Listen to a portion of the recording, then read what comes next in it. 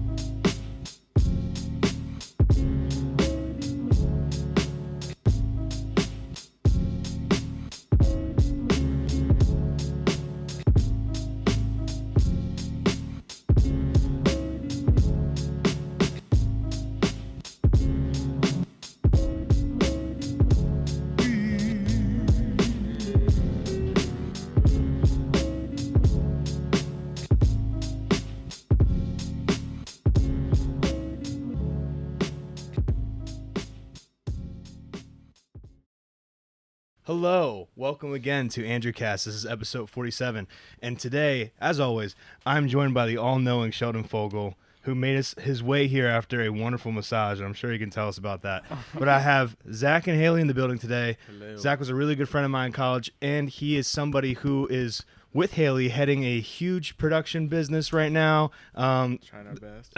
They're doing a video production business, Out the Box Productions, which is really cool. They're super legit. They have drones, green screens, After Effect magic. Mm-hmm. They have interns, and it's really, awesome. Really cool to watch on Instagram. They're what's your Instagram handle again? OTBP.artists. Okay. Yeah, so, Outside cool. the Box Productions. Yeah, and thank you guys both for coming on. I really appreciate it. Yeah, we're excited. Yeah, and real quick, what made you guys want to start getting into this? Why this specifically? Why post-production? Why After Effects? Okay, cool. So the core of it really I started in music. I was in love with music. Was in love with songwriting.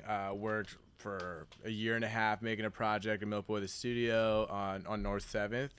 And then really got into audio engineering as a result of that, and then started making music videos. Right. And then it was a realistic choice. It was okay, music is the dream. Ideally, that would have been an amazing situation. That's percentage-wise, how am I going to monetize this? I remember you were rapping though too. Oh yeah, you were rapping and you were making stuff for other artists. And I was making music videos. I was really trying to do something. Temple was perfect for that, man. There's a lot of Temple rappers. I'm not. Oh yeah, man. I one of the kids that I made music with is still making music, and I do think he has the juice. I live vicariously through him. Nice. In that regard, you know what I'm saying? But I just kind of felt like there was a moment where I had to make a choice. Right.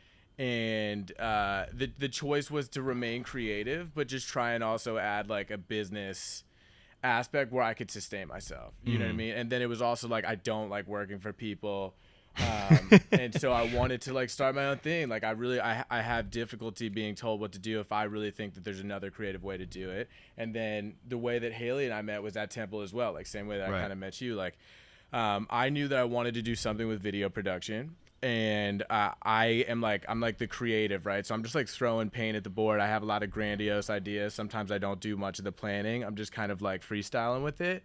And Haley's more like she'll put the stencil on the wall and pull it off, and then my painting actually looks right. Haley, you're like the organizational, the logistical, which is that's the business stuff. Head in the clouds, like, and then Haley's the CCO, so like anything written typically is coming from Haley because like I email how I speak, which is just bad for branding, right? Same for me. You know, so same. But like at pitches, you know, it's super interesting because we pitch business together as a couple. And we do find that it really like. Do you guys suit up? Like what? No. Does it depend on the client? I would wear probably this, but Haley, I would real wear. Quick, just move the mic towards your mouth for a second. Sorry. No, we need these sound bites. Yeah. My bad. No, I didn't mean to interrupt your flow. Yeah. No, what's you're going on totally with the pitch? So with the pitch, we usually do a situation where we read it out, right? Like we feel out the vibe and we see like, okay, am I talking to a creative? Are they going to really dig my lingo? Right. Because that does happen. And then there are times where people look at me like, what is this kid talking He's about? a wild card. Exactly. And then Haley will come in and just Instagram, Facebook. exactly. He's a like, maverick. He'll be like, what? But Haley will dial it down. So we really have this 1-2 cool. punch ability, and we do find that the male-female approach does bring the guard down. It You know disarms what I mean? people a lot, Yes. you know, because we're able to provide both perspectives, right? We're talking about something that some people have no idea. That's why they're hiring us. There's social media. What is that, Yeah. right? Yeah. What are we doing? But then, you know, we come in and we're able to provide both perspectives and really talk everyone's language. And Yes. so far, so good. So then That's it became a domino effect, right? Then it became like, okay, work's coming our way. I'd already LLC'd because I knew I wanted outside the box to be this. Originally, I wanted to be this creative, like essentially country club for creatives. Like there would be After Effects booths, editing suites, and like you would pay a monthly subscription was what I was originally thinking. Like actually have a space, and then that way people could pay like less money, but you know, monthly, so they have consistency. They can be around other creatives at all times. You can kind of section out. Are you audio? Are you After Effects? Are you going to want to work with Photoshop? And then I wanted to integrate classes. All of this was just massively expensive, right? Like that's once again, this is one of my moments where I'm just like throwing And paint dude, at the when wall. were you thinking about all this stuff? Like when you first graduated? Like when did this idea come about? Milk Boy made me be like, oh my God, like I feel like production, even Milk Boy Records, you interned there. I was there for about 6 months, and then Dalton Carroll, if you remember him, was working there as an intern as well for like a year and some change. So it was more of an experience of like, I saw two things, right? I saw like my end of my senior year, Center City Films, Brian Isley, amazing teacher, like really taught me a lot.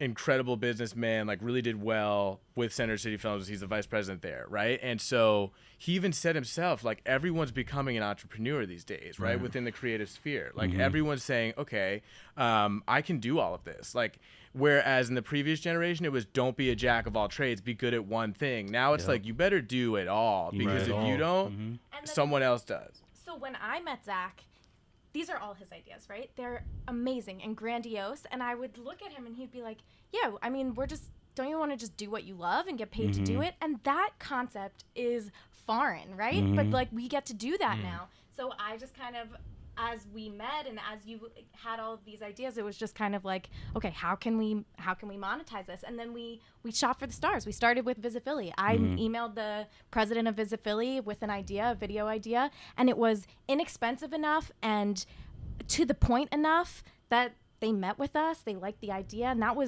that's how we built our resume. We started at the top and kind of have worked our way down ever since. And just to clarify, Visit Philly is a tourist company? What exactly they offer? Okay. So they're one of the larger like tourist generators in the city. They bring actually a ton of clicks to purchase at hotels and stuff like that. They would be a large revenue generator for the city. So you made a commercial for them. So yes, yeah. And They there have was the buses, right? The They red have buses. everything. They red partner buses, with all of- billboards. Like there's billboards in New York and stuff too. They partner with all of the hotels, all of the sites in Philadelphia to offer things to tourists to bring revenue to the city. So that was your first client?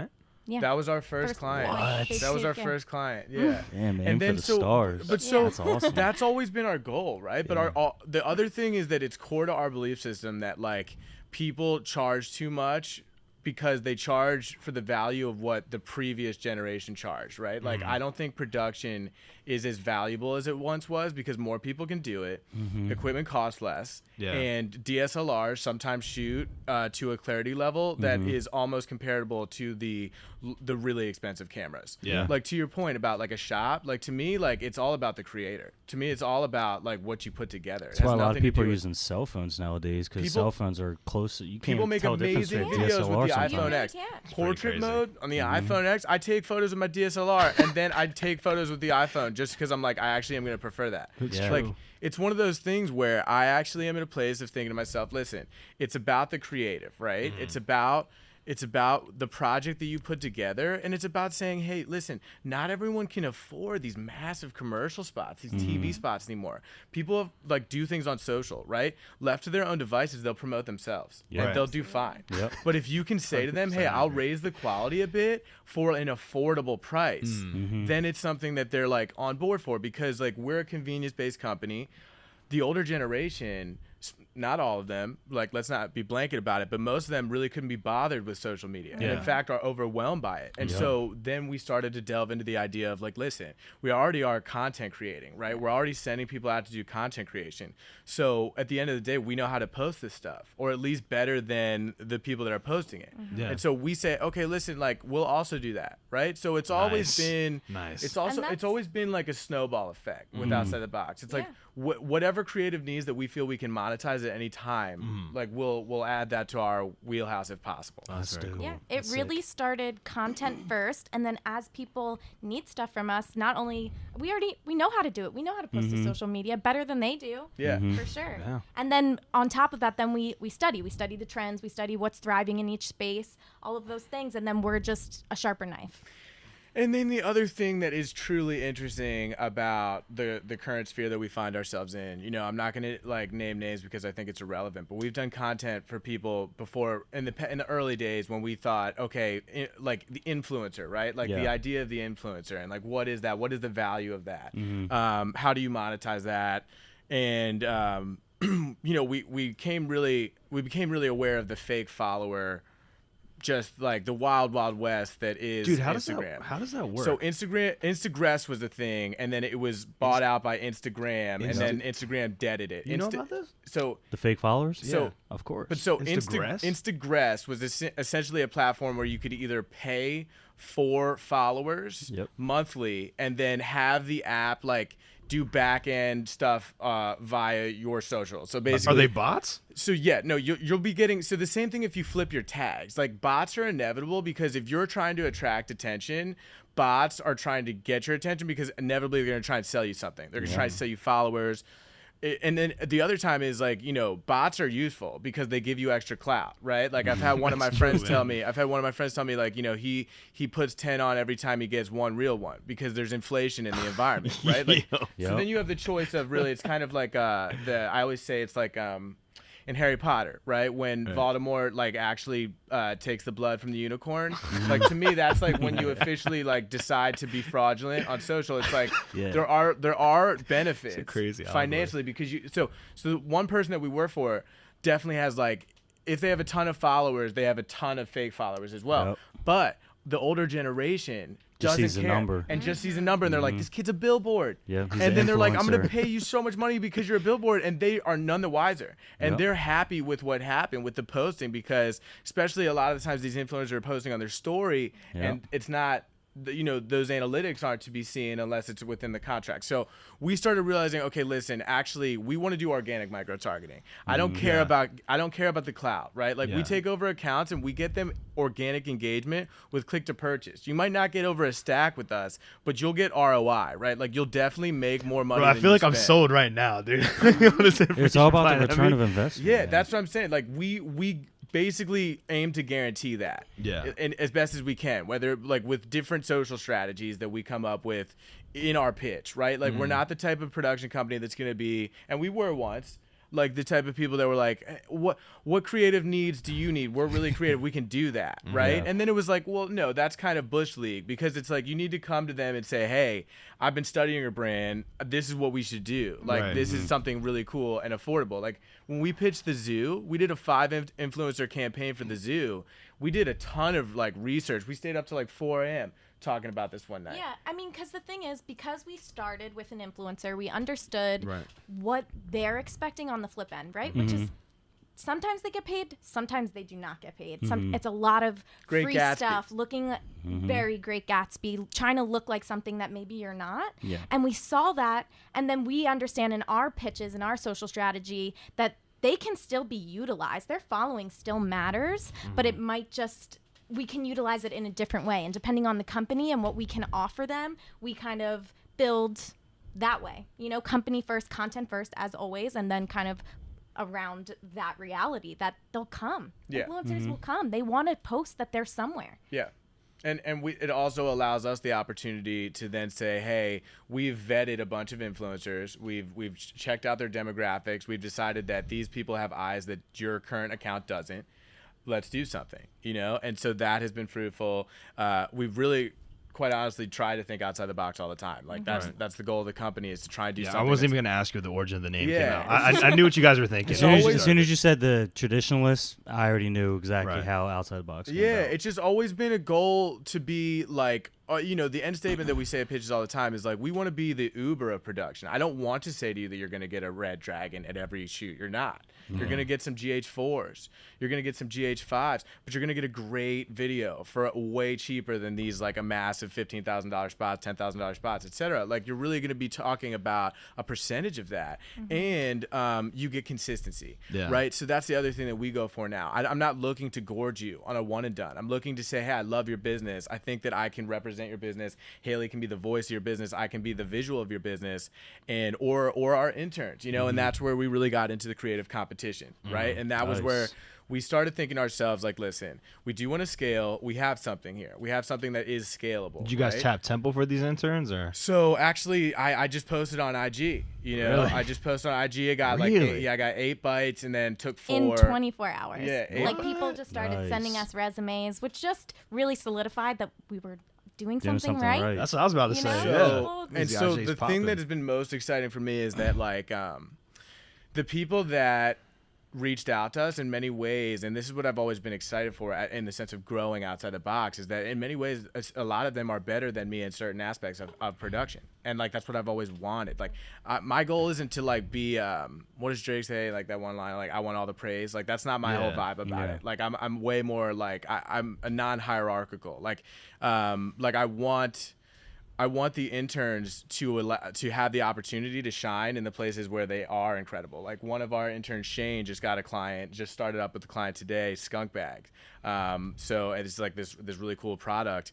And Shane won a creative competition, which we set up with the interns. 4 interns came to the house. They each got a product from Skunk Bag. They were Nice. each tasked to take 10 photos and 1 creative video, upload it to Dropbox with their name on it. I sent it to the CEO. CEO chose a favorite folder. Then they called in with us and then told the team live who won. That person got a $100 check and a client, right? So that allowed Skunk Bag to say, hey, beyond me just saying, oh, cool, outside the box is cool, you guys got a nice deck. It was like, oh, but now I have the opportunity to say, out of the people that work at Outside the Box, who do I think relays my brand best? Yeah. And it allows us to vet the interns, because now we know Shane has the juice with product photography. Absolutely. So then we can start to be like, okay, so we'll pitch product stuff for Shane, you know? And so that was a natural evolution where the creative competitions are not only something that we've been able to monetize, you know, as like, and also be able to create an IGTV series, more of like a reality show, like a creative, like Chopped almost for creators.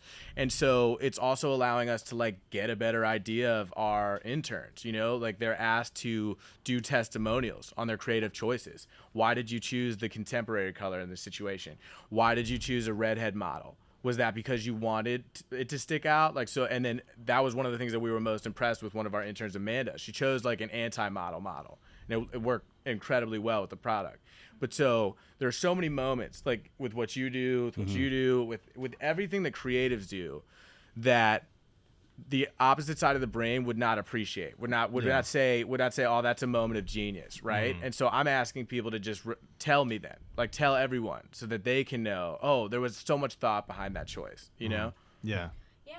I mean, and back to the whole Uber thing, like the reason Uber is so successful is because you can work as hard as you want or as long as you want or as little as you want. You can still make, it's a side hustle, right? Or it can be your full-time job. It's up to you. And that's really what I think we're going for with Outside the Box and the structure of it, which is if you just like to take photos, we're going to get you paid to take photos. And that's fine. And you'll get a percentage, and that can be your side hustle, and that's amazing. But if you also want to do social media management because you spend an extra hour a day on Instagram anyway, we'll pay you to scroll. Yeah. Like, it's all good. Yeah, and it's also That's dope. like to our core, we are based off convenience for both for both our clients and for the people that work with us, not for us. Like I'm very purposeful in how I say that. The people that work with us have other LLCs. They're other entrepreneurs. They're other individuals in the creative sphere that do their own thing. Like if I don't lock them in business, it's their business. I get no percentage. That would be ridiculous. You know, like it's not some non-compete type thing. It's if I find food for your plate, give me a scoop because I want to taste it. Just wet my beak a little bit. Smells good, man. But Smells good. But like some of that. But like I will always keep an eye out, you know, and like I will always now like okay, so like we have a couple clients, right? Like we're pretty busy, and so now we're thinking it better that we now focus on getting clients for other people, train other people with our pitch, tell them our proposal, tell them how to go and pitch as Outside the Box, because that's truly scaling. Like that's when we can actually do something with peripheral income, like make money without and it's also the opportunity. Like this is really important to me. Like college is amazing. There was many times in college where I thought to myself, I am wasting my money. I should spend this on a camera. I should spend this on this, that, the third, right? I constantly wrestle with that. Overall, like Temple was one of the best things that's ever happened to me. Like everything that happened to me at Temple was for the right reasons. But I also know that like the people that are some of our interns may not be college educated, and they might actually be still better photographers than half the people I knew at Temple. And they also might be working in a kitchen. You know, they're not respected as a creative. It's something they do just to as a hobby to let loose, and we're giving them the opportunity to really. Well, I'm choosing them to be like, hey, I'm not looking for anything other than creative proof. Your Instagram can be your resume to me. I'm not looking for this to be formal. I'm looking for this to be creative. Of course. Right? And so over time, we started realizing, okay, there's more and more things that we can offer. One of our friends, another entrepreneur company, really incredible magnesium zinc supplement called Rucha. They've been really crushing it. It's a hard game to get into because it's tons of money down. Did all the research, and they have a great product. They're really starting to like peak on Amazon right now. It's awesome. Definitely worth checking out. But so they're now in a place of, okay, they want to do a next flip, right? They want a next product. So they're in the same place as us, like money grind, right? Young 20s, you got to just get it. So they're now like, hey guys, like we do targeted SEO and website creation, right? So we're like, okay, we'll pitch that. Like we'll work that into our proposal. So now we're going to pitch companies, and we actually have 2 pitches lined up for website and targeted SEO, so that we can add that to our invoice and then also get the ball rolling with them, and then generate them some income as well. And then just, you know, people helping people. Like I do feel like, especially musically in Philadelphia, it is a dog eat dog. Like it is a battle to the top. Like you will kick all your friends in the face to get there. Like I do feel though in the film sphere, it's not as like that. It's not as much like that. I do think in the photography sphere it is. 100, dude. I agree with that. 100%. But in the film, I don't. Especially in photography. Yeah. For some reason, it just seems like no one wants to help each other out. Oh, dude, like it's like shade everywhere. There's shade everywhere. I can't even like. It's just not for me, man. I dipped out of the photography a while ago because I was like, I need to be supported by my peers, right? And like video editors, like I find, and video editors, filmers, etc., are empathy-based human beings, right? Like they're narrative driven, right? Like they love the story, they love creating the story. They're like connected, right? Like it becomes your work, it becomes your story. And so like those are people that I vibe with. Photographers a lot of the time are like, I don't want to tell you my frame rate, or like I like get away from they won't even tell you the camera. Yeah And then you got to play a guessing game. And this is a Canon, this is a Nikon. Yeah, and my thing is, it's like, you know what, like the people that are the most talented, like this guy JJ Bowen, This guy is one of the most talented photographers I have ever seen. Pull up his gram. He's local? Yeah. Okay. He is amazing, dude. And he is an explorer, like Yeah. true to its Lot of core. landscape. This guy drives for the pick, right, dude? Like he Yeah. goes for it. Like amazing photography. And this is why I respect him out of any photographer in the Philly. He gives you his exact f-stop, ISO and shutter speed, That's and nice. the camera and the lens. Like That's he gives rare. you everything to be like, bro, like I want you to also do this. I'm not trying to like That's stop love, your man. ability to That's learn. love. And those are the people that I vibe with. Yeah. You know, I'm also on your boy Philly Chez's Instagram all the time. that is my man's, dude. And he was in the architect school at Temple, like, and just super creative mind. Like, Yeah. he's another one. Like, he works at a Star restaurant, and like, I don't understand why Star hasn't recruited him to take their photography. Like, he really underutilized. And so that's my thing. It's like I see people like that. I'm like, oh my god, like we could easily find work for that kid. His photos are amazing. Like it's people like that that inspire me to pitch on their behalf because I just rep them so hard. You know, I end up pitching for them because I'm like, oh, Rucha, that's my man's company. Like it's amazing, you know, or my man Chez, like is just really good at what he does. Same thing with you. Haley's seen the appreciate it. pictures of you on the gram, like lying on top of the cartoons because Thank dude, you. that creative stuff like that really impresses me. Like that's when I really dap someone, and that's when I remember people. When I'm like, you've done something. You've like immortalized something creative. You To know? spark an interest or an emotion. Yes. That's For how you sure. know it's Yes. A feeling. Exactly. That's what commemorates art is a feeling. Yeah. But I mean, True everything stuff. you guys are saying, like you guys have an airtight game, obviously a pitch in your knowledge, like talking about staying up till 4:00 in the morning research. So like that's the level you guys are at right now. Just obviously a professional business like machine, just handing out creative ideals. But my question for both of you is, how did you overcome the initial creative angst? Because you guys now work for yourselves. You're essentially self-employed. How was it in the beginning? I mean, it must have been stressful. Yeah. Because Been rough. everybody that wants to do what you're doing, what keeps them back from doing that It's a is startup. exactly. Yeah. So tell me about that. Oh, if it was you rough. No, it was. I feel like you had something to say on the matter, so you can definitely start the engine on this. Would. Yeah. No, I mean, it honestly was just everyone needs content, right? So, like, I took a class and I wrote our business plan. Zach had taken it before me, and then as Outside the Box developed, I wrote I wrote the Country Club of Creators business plan with Bill Mooney, and then Haley. Nice. I was like, we need to scale this down, and then Haley took the class because I had the book, and then we were like, we're gonna like actually make a real business plan with Yeah. Haley's Sick. verbiage. Thus, the Nice. CCO emerged, you know, and then here we are. Yeah. And so, I mean, when we were talking about our target audience, right? Everyone is our target audience. Anyone who has an Instagram, they could be in China. It doesn't matter. Like, I'm emailing them. And that's how it started. Like, we had so much success starting at the top and emailing Meryl Levitz. And then it just made me feel as though everyone's reachable now. Meryl Levitz was the tour The representative. CEO She's of the, Visit Philly. yeah, she was Okay. the president. But let me check in on this because to its core, right? This is what happened. Yeah. Like we both had like our lives at Temple. Like Haley was actually in San Diego before this, like living a totally different life. Like I was playing Temple soccer, definitely was I gonna remember go. that, I was bro. I definitely remember. going pro. Like there was no doubt about that, and Yeah. that actually defined my life. Took me years to like recalibrate, like This figure guy, out this guy played soccer too, man. So he knows. What's up? D3, but What I up? too Dude. many knee tears. Dude, one of my friends that played on Velez with me went D3 and he was the best kid on the team. Like he was absolutely amazing. So I actually don't feel like that defines it. Sometimes it's more of an education decision. Yeah. But what up? A game recognized game though. I love soccer players. But dude, Yeah, bro. like It's rough. I got my 6th concussion, and then that was it. It was a wrap. Duquesne, I got like I slid, knocked the ball away before the guy actually shot, and then he just like hit me right in the face, knocked me out That is I got my first concussion ever. Going to college ruined like playing soccer for me. clean. Yeah, I get Because that. I got my first concussion there, and that shook me to my core. Yeah. I was like, "Whoa, this is Yeah, nuts." post concussion syndrome's no joke. I was puking. Yeah. like everywhere. Yeah. And then once I tore my ACL 3 days before I went to Germany, Oh, that'll do it. bro. I was like, dude, That's terrible. it. And I didn't get surgery. I just did extensive rehab because my girlfriend's going to get a doctor in physical what up? therapy. So So you I lucked was out like, with that at least. bro, like, dude, that made me like, I was like, yeah, fuck this. Trust me, man, I I'm get done. it. Yeah, for me, honestly, it was one of those situations where it was like, that was always my track, right? Like I was actually like pretty it's pretty one-dimensional as a result of that. Like, I don't think I was a rounded human being, and then music rounded me, humbled me. Like, songwriting really, like, plays the therapy, you know what I mean? Like, you learn yourself in music.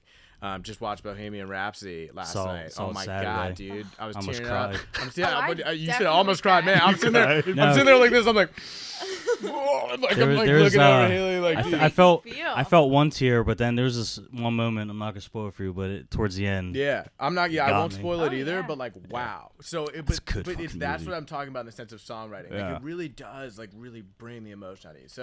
So I learned myself with music, and then I found video through music, and then it was like. The truest thing is this. Like, I fell in love with Haley, right? We were in class together, this, that, the third. Haley had rent, like, to pay. Like, this, like Drexel rent, like $1,000-something a month. And, like, she was working at this place. Wow. It was, like, a struggle, right? So then we took the first bite at money that we could during school. Because, like, we were actually about to graduate. We just needed bread. Like, because, like, it wasn't the move, right? So, like, we were like, all right, how can we supplement this income? And then we were like, you know, my sister was working at this place, American Income Life, and it was this life insurance company. Drag. And we did it. But it was the worst best. See, like, we see it differently because it was the best thing that ever happened to me.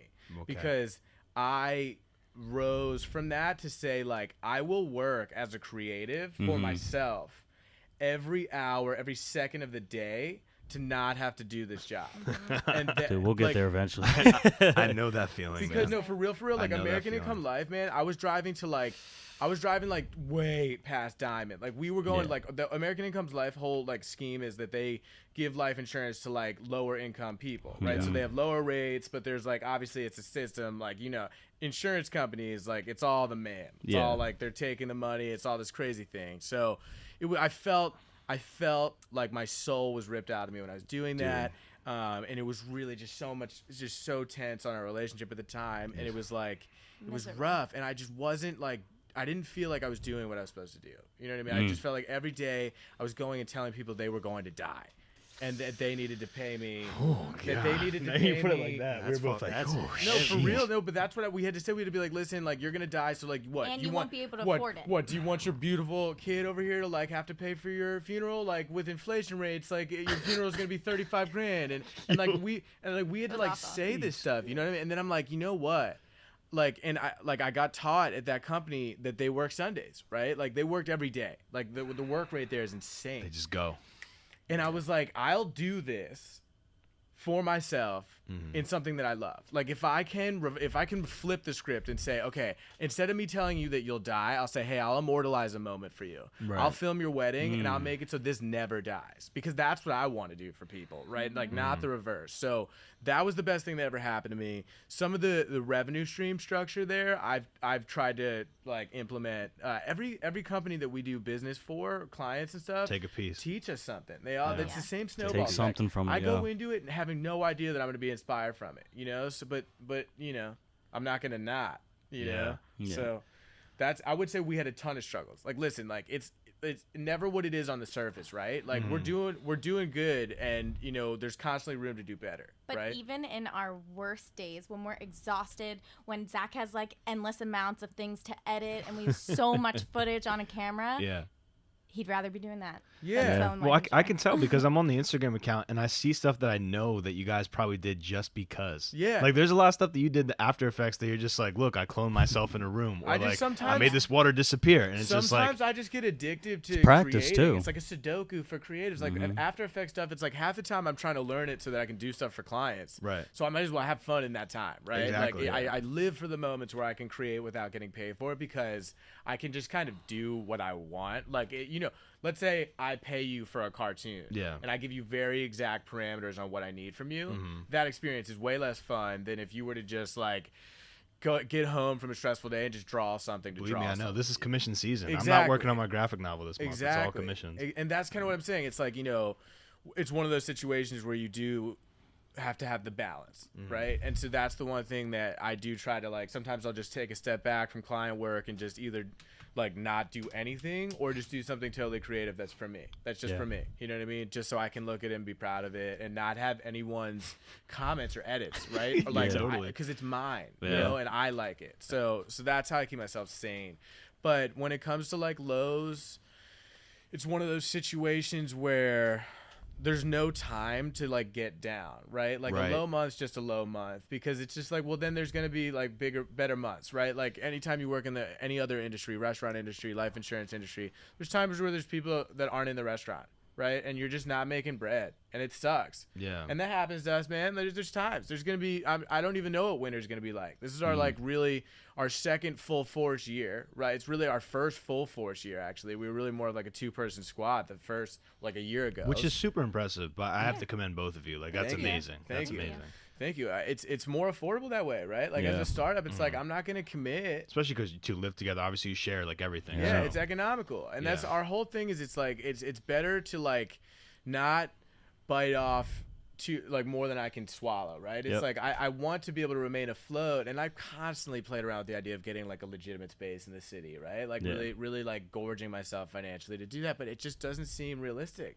I don't do interviews at my studio. I do interviews at other people's offices. I do interviews in the city, you know, like I struggle sometimes to think of what exactly I would need a full on like office space for, you know, and I can't justify the expense. What I can justify is instead of spending like 14 grand on a red, or like, you know, 80 grand on the most expensive 14 red. grand? 14 grand is the least expensive Sony red. But dude, like They I got would one that's going rather for like 40. I would rather get like 7 GH5s and then Right. have opportunities for 7 really creative people. That's the hustle for right us there. to pitch work for clients. Yeah. Because yes, like dude, no one wants to admit it.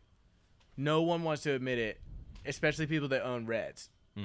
But like GH5s, like Sony Alphas, Canon, you know, 6Ds, this, that, the third, dude, they're like right there, man. Yeah. Like, especially when you're compressing it for social, it's the same. Yeah. Like, you don't get red clarity on Instagram. Nope. Now, Even correct if me you if I'm shoot wrong. with the red. Instagram can only get like 720. Yeah, right? yeah. Yes, it's not even like when I- 1080. It's just even when I starting now do- to get like 1080. Yeah, but even like when I export in the 1080, like my blur, it's ridiculous to see the blur. Yeah. Like I'll upload something that's crispy clean, and in the preview it's crispy. As soon as it's uploaded, like I'm getting grand, and I'm sitting Same there. thing on Twitter. But I'm sitting there like Getting I would robbed. be seething if Yup. if I spent 80 grand, 14 grand on a camera. Yeah. Mhm. And I'm getting the same exact grain Doesn't as my translate. phone or Yeah. Yeah. as my DSLR. So I don't think it's I just don't think it makes sense unless you're filming movies. Like unless your goal is to submit something to like Sundance, Netflix, Yep. one of Then yeah. these. That's why people love Red, because Christopher Nolan lives by it. Yes. So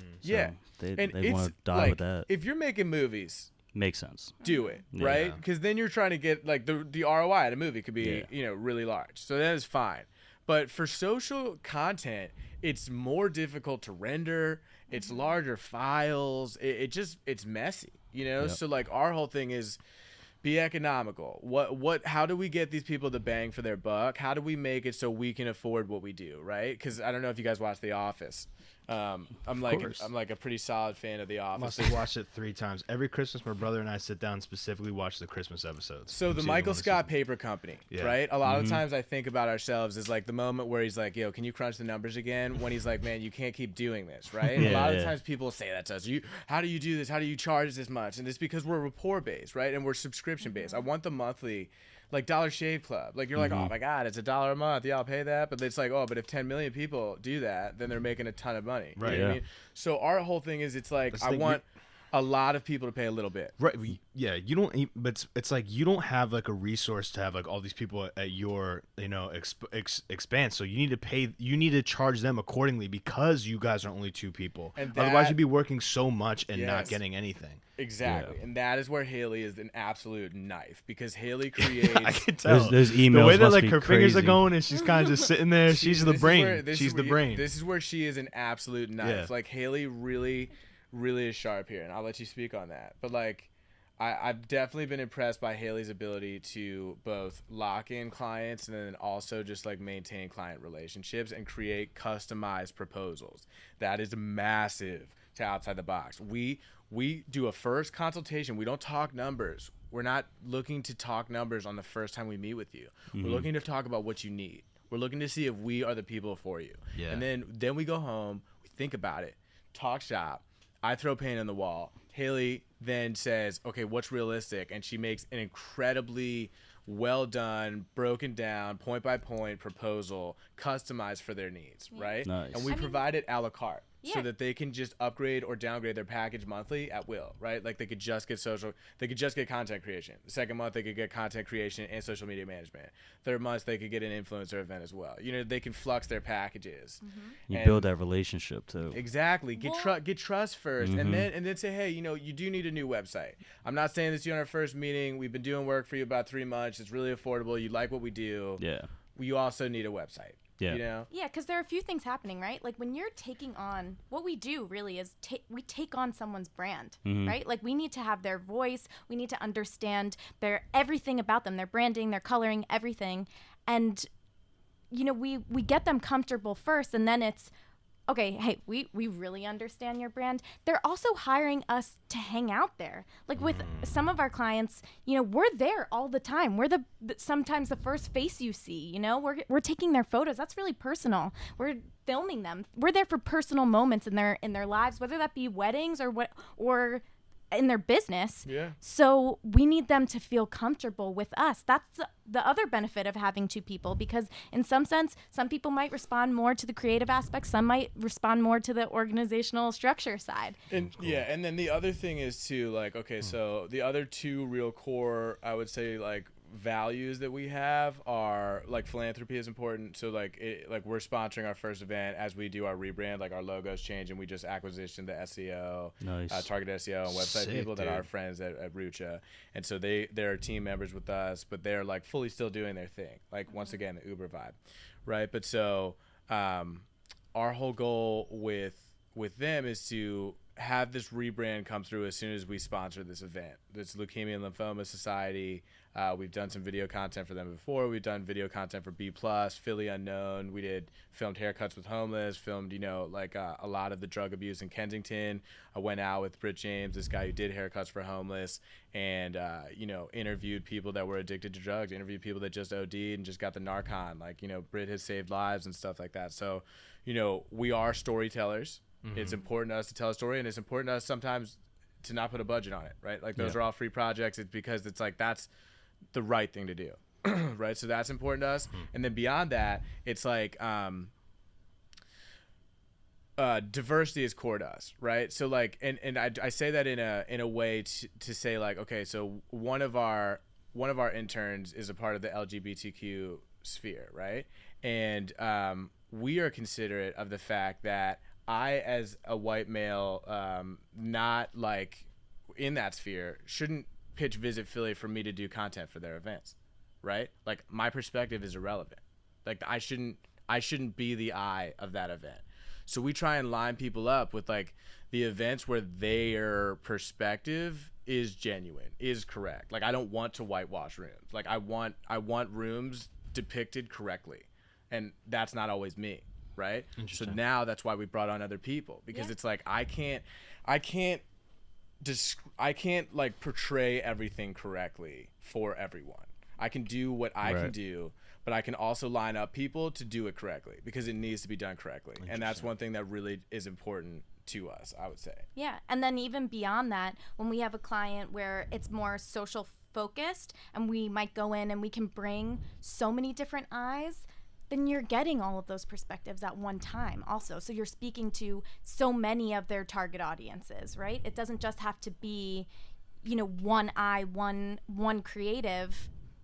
We just can't be cookie cutter, right? Yeah. Because each thing is customizable. It's important that each person is the right person for the job in every way, right? And so that's our thing. It's like even in a PR sense, it's important for us to be considerate of the fact that like I want the right people like relaying the right perspectives, and especially with the captions more so than the visuals sometimes. It's like that's the thought, right? That's the actual thought to get across. And it's very important that it's not just coming from someone that's trying to think from another perspective, and that it's truly coming from that perspective. Right. So there's an immense amount of thought that goes into all of this, you know, and it just like, it may not seem that way when people are digesting it. Yeah. But to you and obviously the people that hire you guys, it's really evident, you know? Yeah. Is there anything specifically that you work on that like you look at as like, wow, you know, like this is something that not only we're proud of, but like this is a huge thing. Like I've seen you guys at events. Recently you met an actor from Black Panther. Yes. Which one? So he played the son. He played the young version of T'Challa's dad, T'Chaka. Okay, and then the So, flashback in the beginning of the movie. Amazing guy. dope. Yeah, it was really cool guy. We met him in New York. Mm-hmm. You know, we've met, like, honestly, we've met some really cool people, but I would say it's some of the clients that we have currently are the people that I'm the most proud of. Like, you Okay. know, the networking is always awesome, but once again, that's also Great Gatsby-ish, right? Like I saw that guy, but he doesn't like he doesn't dap me like that. I don't think he tossed me a follow. You know what I mean? Like he liked me a lot. Like we chilled at the bar for a couple hours. Like he's good friends with my Toss me a friend. follow. Yeah. But like it's not, you know what I mean? Like I don't look at that and like proud of that. That's one of those moments where I'm like I was in the right place at a cool time. Okay. Yeah. Copped a good pick. And that was dope for me. Like that was one of those moments where you're like, oh, this is sick for the gram. I'm gonna do it. But Vynamic. I'm most proud of Vynamic. That is our biggest client. And who's that? They are a healthcare management consulting company. Right. They're actually a multi-location. So they have a location in Philadelphia. It's right by Love Park. They have a location in Boston, and they're also set up in London as well. So they're incredible at what they do. They are similar life insurance. It's like known as an industry where people like work themselves to the bone. Like you get no time with your family. There's you know Travel like all the time. there's a lot of negative connotations that come with being a management consultant. But Vynamic is all about being like literally the healthiest company in the world. So like all one-on-one meetings are done on a track where you're like have to be walking, right? Like and it's like it's incentivizes like healthy in all manners. Like when you join the company, you get a Fitbit. Dude, I feel like I talk better when I walk. Yeah. Like, on the phone, I'm So always do I. walking. I I walk around my Whenever office. we have like company talks now, we walk on the track because it's like you can't sink in the couch, your posture can't be gone, you Yeah. can't like have distractions. Michael Scott's constantly distracting me. Like if I'm in the house, like I'm obviously Netflix is on, I need visual stimulation. So Yeah. going on the walk really allows you to just like put the horse blinders on and talk about what needs to be talked about. Nice. So that's they do the track. smart. They have like an amazing setup. They have treadmill desks, they have standing desks, they have all these incentives to like be healthy, right? And the other thing that is so cool about the company and something that we've brought on to outside the box, like copy and paste basically, is they do this thing called Zmail. So after 10 p.m. you can't email or text anyone at work, right? Like Really? during the weekday, and during the weekend you cannot email or text anyone from work. Like Love it's it. like Amazing. you are forced to put the phone down Yeah. Wow. and just be, But right? it also gives you the time To, to like, catch up, charge. get ahead. Like It's that, sick. we're working anyway. So Yeah. when they're all on break for the weekend, we get to come in so strong and ready on Monday. So it's just a wonderful thing that we've totally adopted. I Yeah. love not having to look. I don't Yeah. email anyone on the weekends, and I think I definitely need that because we can always be growing. Like there are so many creatives that are amazing in the city of Philadelphia who we want to employ. Like we want to get everyone work. So it's nice to actually say, hold on, like we need to take a break from this. We spend so much time on the phone.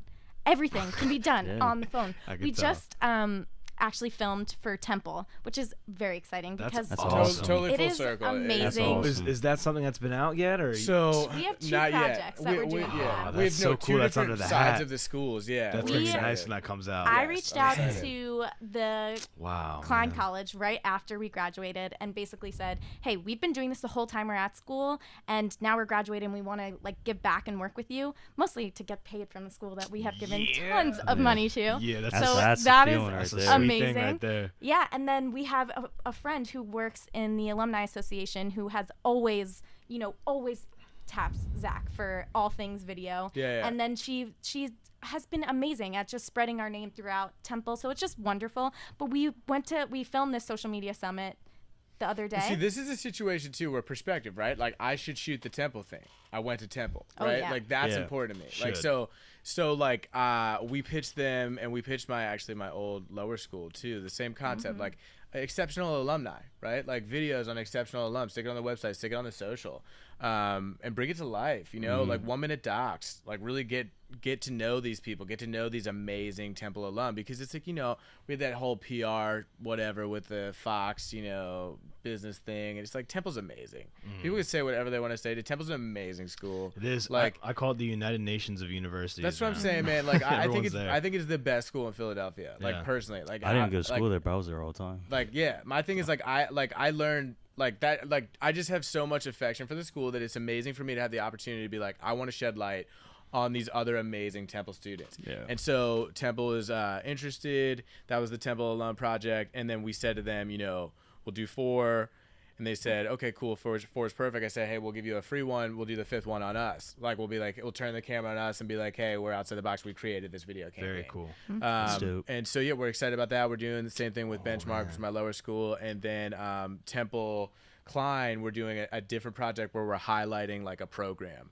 So that's going to be a little bit more information based. And I'm excited about that because I think it seemed that in some of the previous ones where they're so cinematic, they're like really like when I was looking at some of the previous ones that they'd shown us, I was like, this is really, I'm so happy to see just how amazing Temple student body is. Like, it's not like I was looking at some other stuff with other clients where I'm like looking at their old work and I'm like, oh my God, this is awful. It was amazing, you know, really, really well filmed. I just feel like with this opportunity, because they want to pitch a program, I'm going to go for well filmed, but I'm also going to go for like information. I'm going to like have a lot of textual context, which I don't think that it was like no shade given because it was like, I don't even know if that was ever in the previous ask or demands, but that's how I'm going to take the Klein project.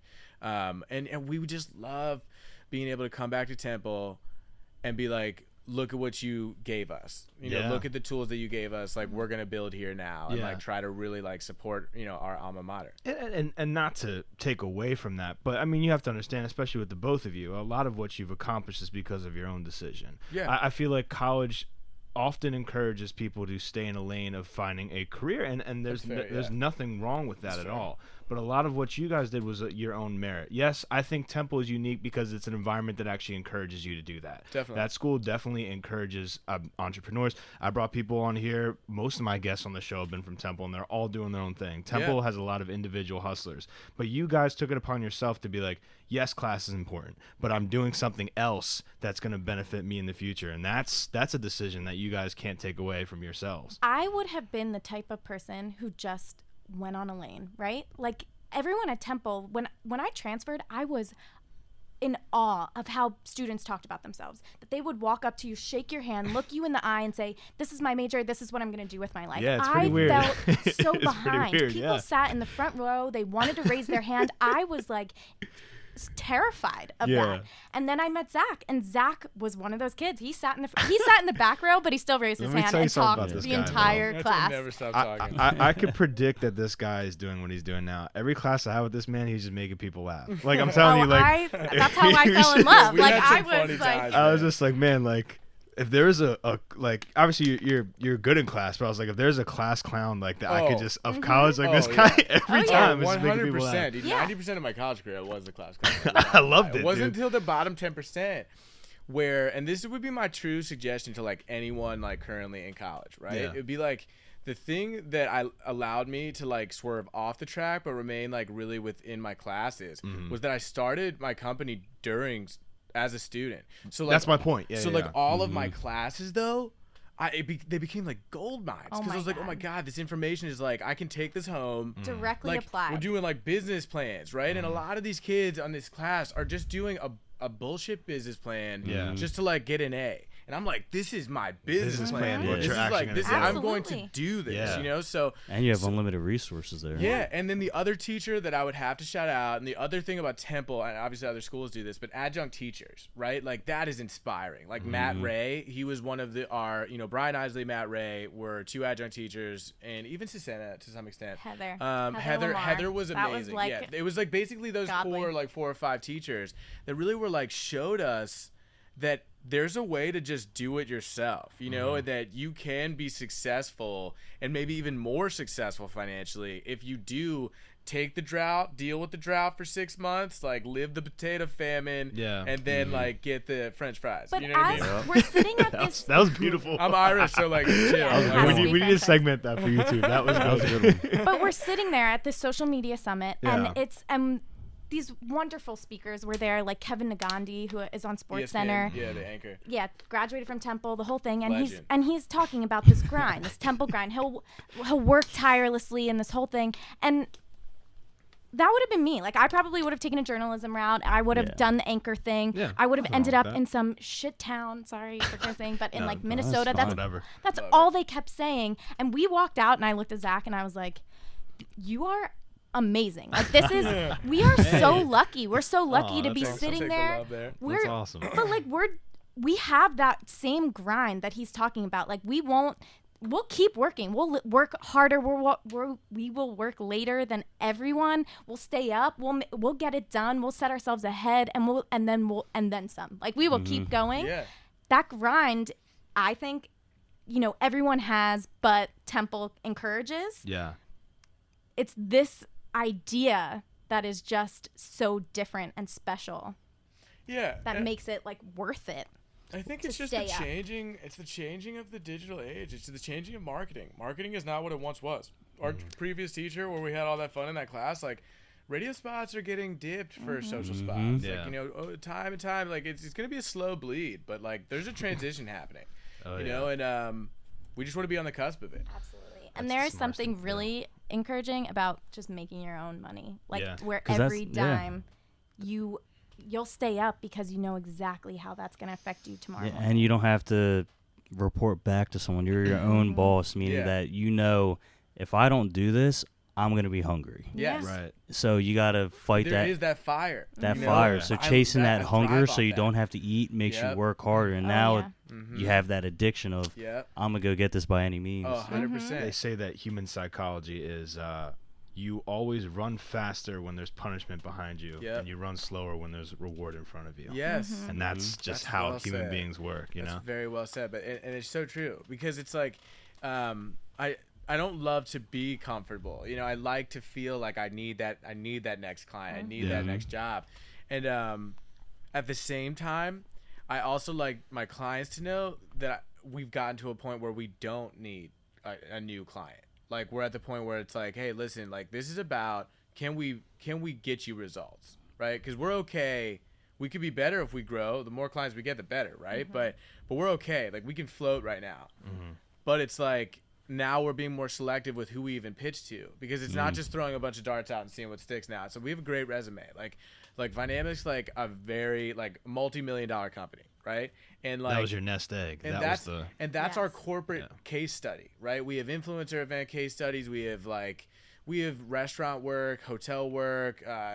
We have basically all spectrums of production. I did a YouTube series with Mason Plumlee, the Denver Nugget. Nice. So, and I met some really amazing artists and founders through them. And we did a project with Chatterblast as soon as we graduated.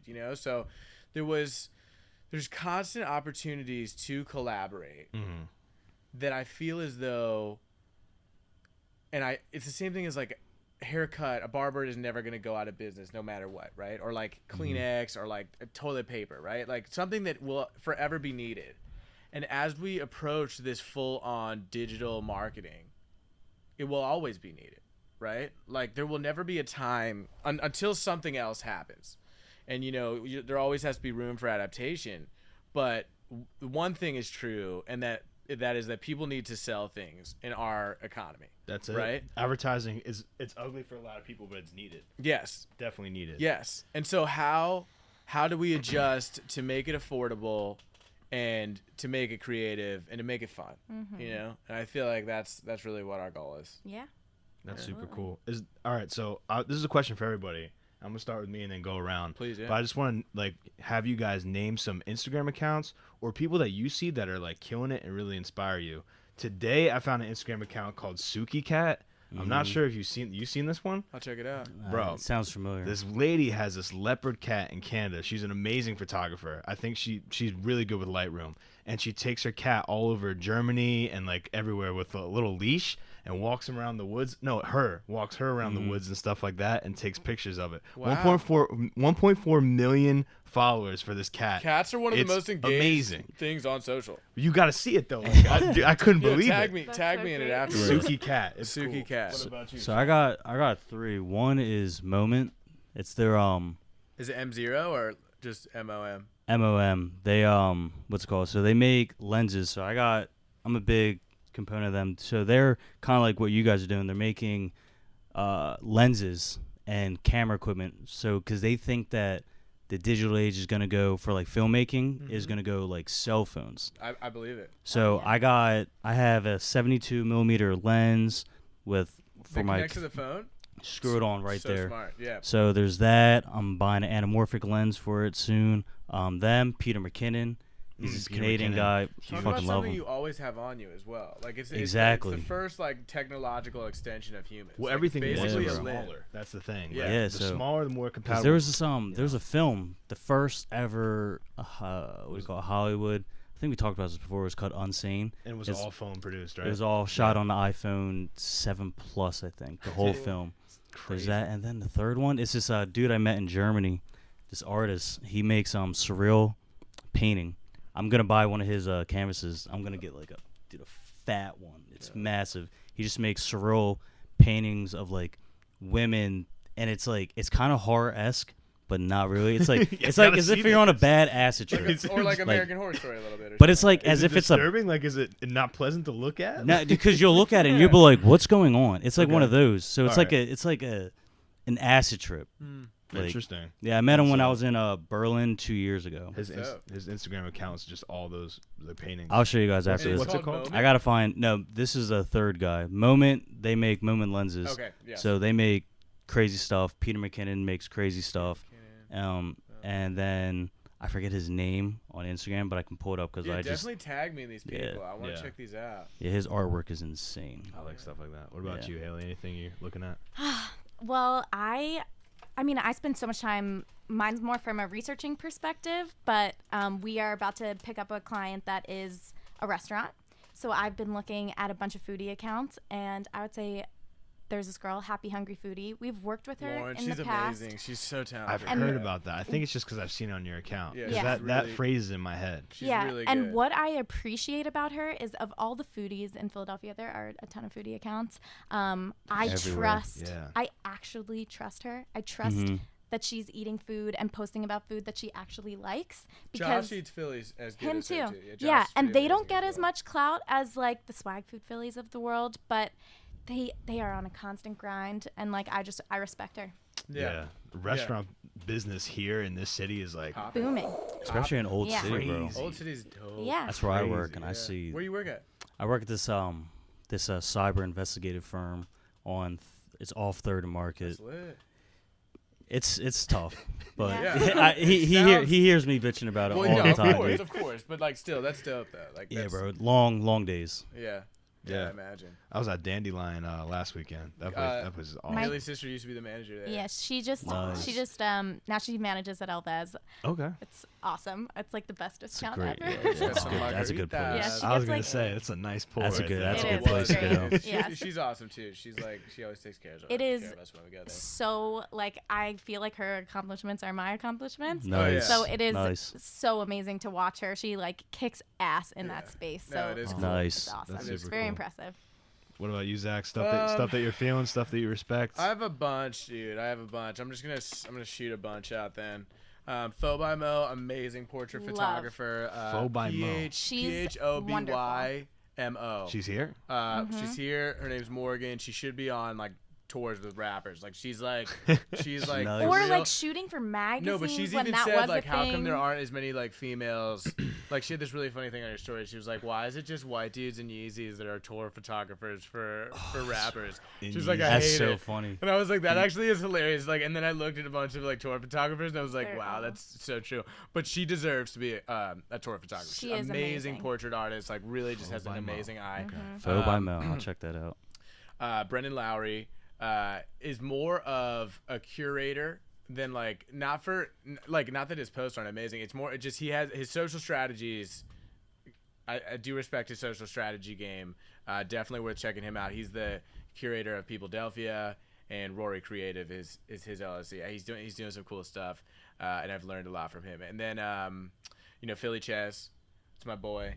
Amazing. He's just his eye, like the rule of thirds, and also his architectural eye is amazing. Dude, yourself. And then I also, by the way, man. I tagged Hey. I tagged you in this person you should definitely follow, both an amazing blogger and artist, Streets Department. He's not as much of an artist. He's a great photographer, but he really like creates a voice for Philadelphia's artists. Absolutely. Like one of the best platforms for art in Philadelphia. He's doing like amazing work this year, doing like a series coming out. I tagged you on one of the things on Facebook because like I definitely think you guys should link up at some point. Just check in. I'm not on Facebook a lot, but now that I Check it know out. that's there, I definitely will. Check it out, man. and then I'll tag you on his IG too, because Cool. he's really cool guy.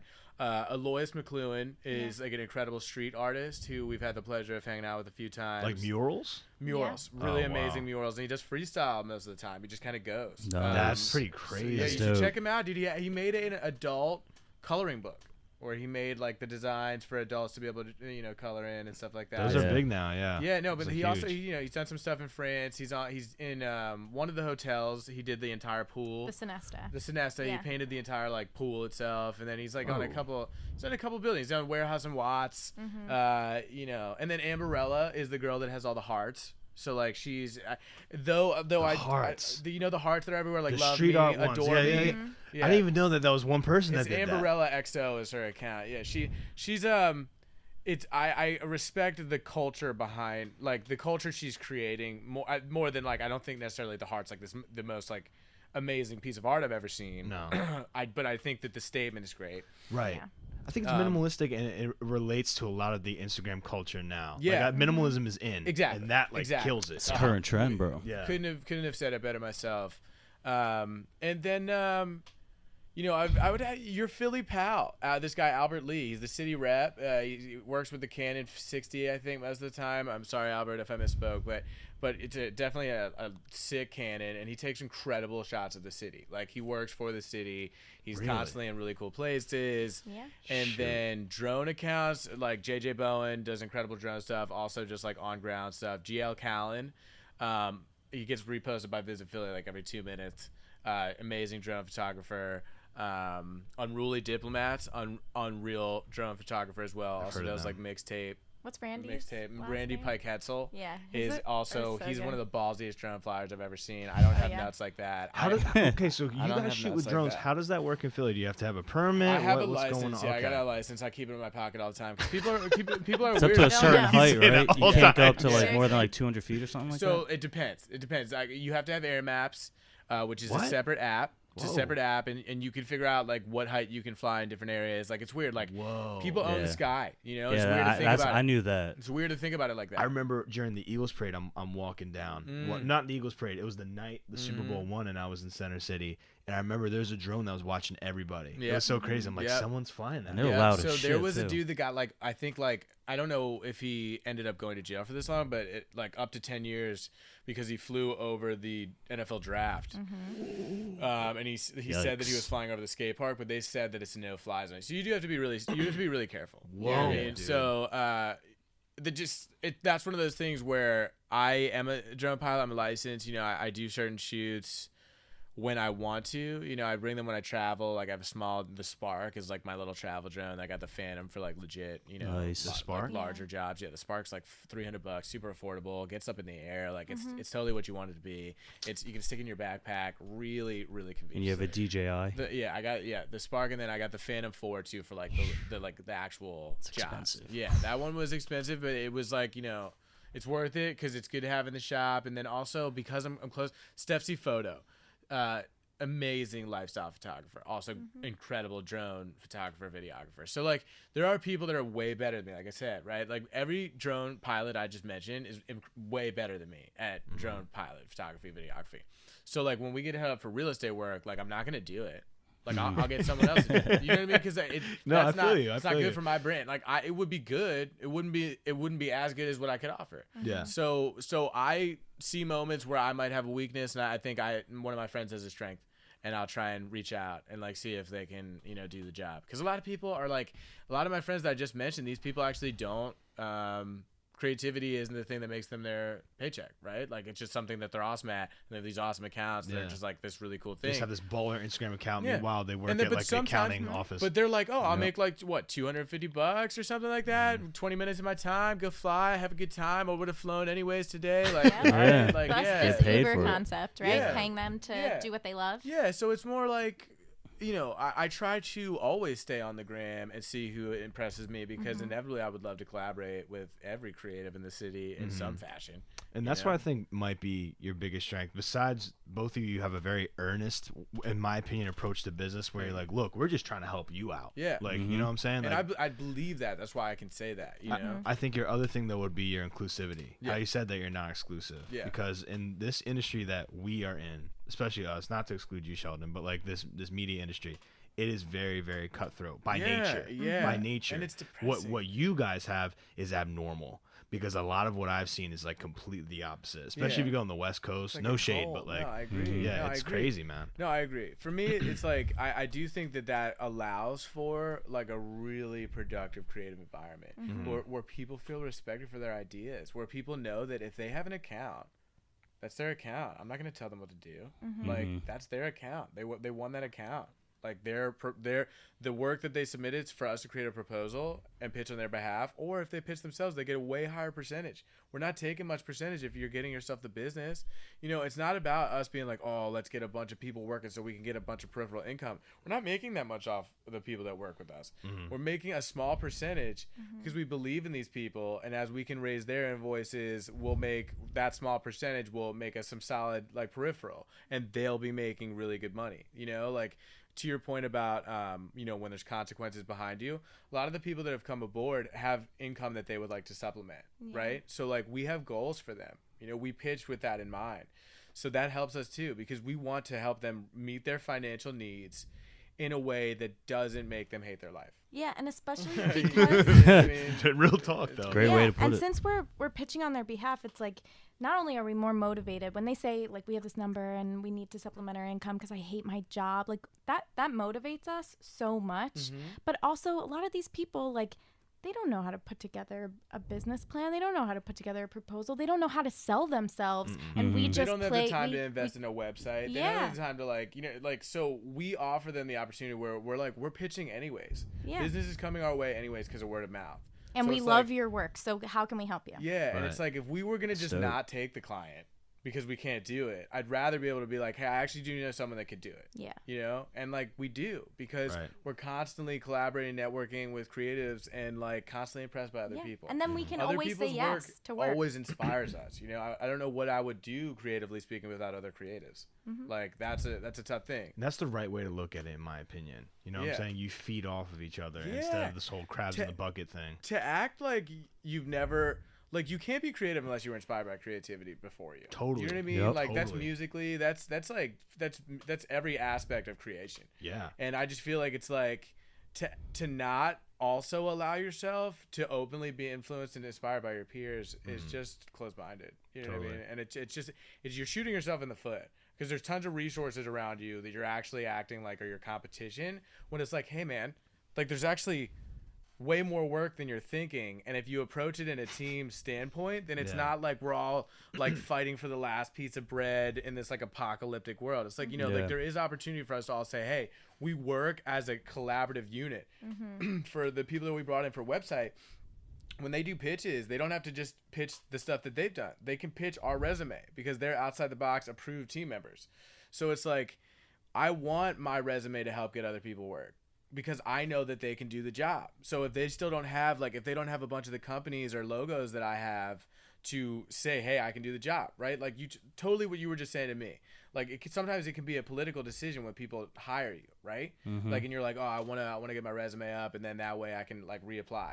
Like, I think that it's more of a situation where you're already amazing. Like, I'd be like, yo, I want this guy right now. I don't Yeah. care about your resume. Right. You know, but with the people that do, we try and create a shield for the people that don't have it. Because we're like, Right. but I know that you can do the gig. Like, I know that if you get this wedding and then you're asked to do the photos, you might not have the reel that you need to get the job, but after you have this job, you will. Yeah. And like, I know that you're capable. For me, that's a very good management strategy, because you're placing trust in this person, which is inspiring them to be like, now I can't mess up. Yeah. Yeah. Yeah. You leave it up to them. Once again, The Right. Office, where like he's about to sell Wolf, and then Michael's like, no, I do believe in this guy, and then he's like, no, Michael, like, I'm definitely gonna sell it, because now everyone's like, Yeah. you know, everyone believes in me and they're gonna let me have enough rope to hang myself. Exactly. And so some people get intimidated by that process. So yeah, man, honestly, it's all about collaborating. It's all about being creative at all times, and it's positive energy. It's really about staying positive. Like in the lows, it's about just being like, okay, we'll get through this. We're going to get a client. We're going to find someone, you know, we have good work. We have confidence in what we do, and that allows us to believe that it will be okay. Okay. You know? My next question.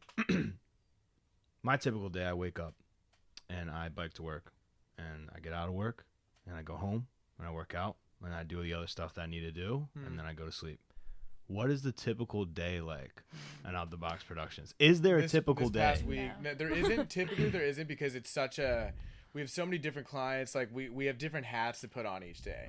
So it really depends on what hat we have on for a long time. Do you at least wake up at the same time every morning, or no? No, like Totally so typically different. we. I like, can't even imagine on that. most days, like I could wake up probably at like 12 or 11 or something like that, right? gosh, But then bro. like on Wednesday we have to get up at like 8 or something like that, and then just go into Dynamic and do some headshots. But like whatever, because then we'll just start the day productive, you know? Yeah. But no, most days we don't have to wake up early. You know, typically we wake up, go upstairs, hop on the computer, check the emails, see kind of like Dynamic's always priority number one. Right. And are they usually every day like, yo, top of the morning, like this is what we gotta do? If we don't hear from them by like noon, I'm sending emails. Get started getting Like nervous, I started. Just because we know that means that there's actually probably a huge wave coming. Like usually if we don't hear anything by 1, it's usually like we're gonna hear a lot by 3 o'clock and need to get it all done before 10 o'clock and need to get like maybe it done before 7 o'clock so they can see it, hit us with edits so that they can get it done by 10. But it's one of those things where Dynamic hits the priority. We usually are able to like take care of them pretty efficiently. Yeah. Right? But it depends. Then there are marathon days and weeks, and that's just the reality of work, and that's fine. So then those are days where it's just grind situations. You know? Same thing with when we film events. You know, you can be on your feet long time.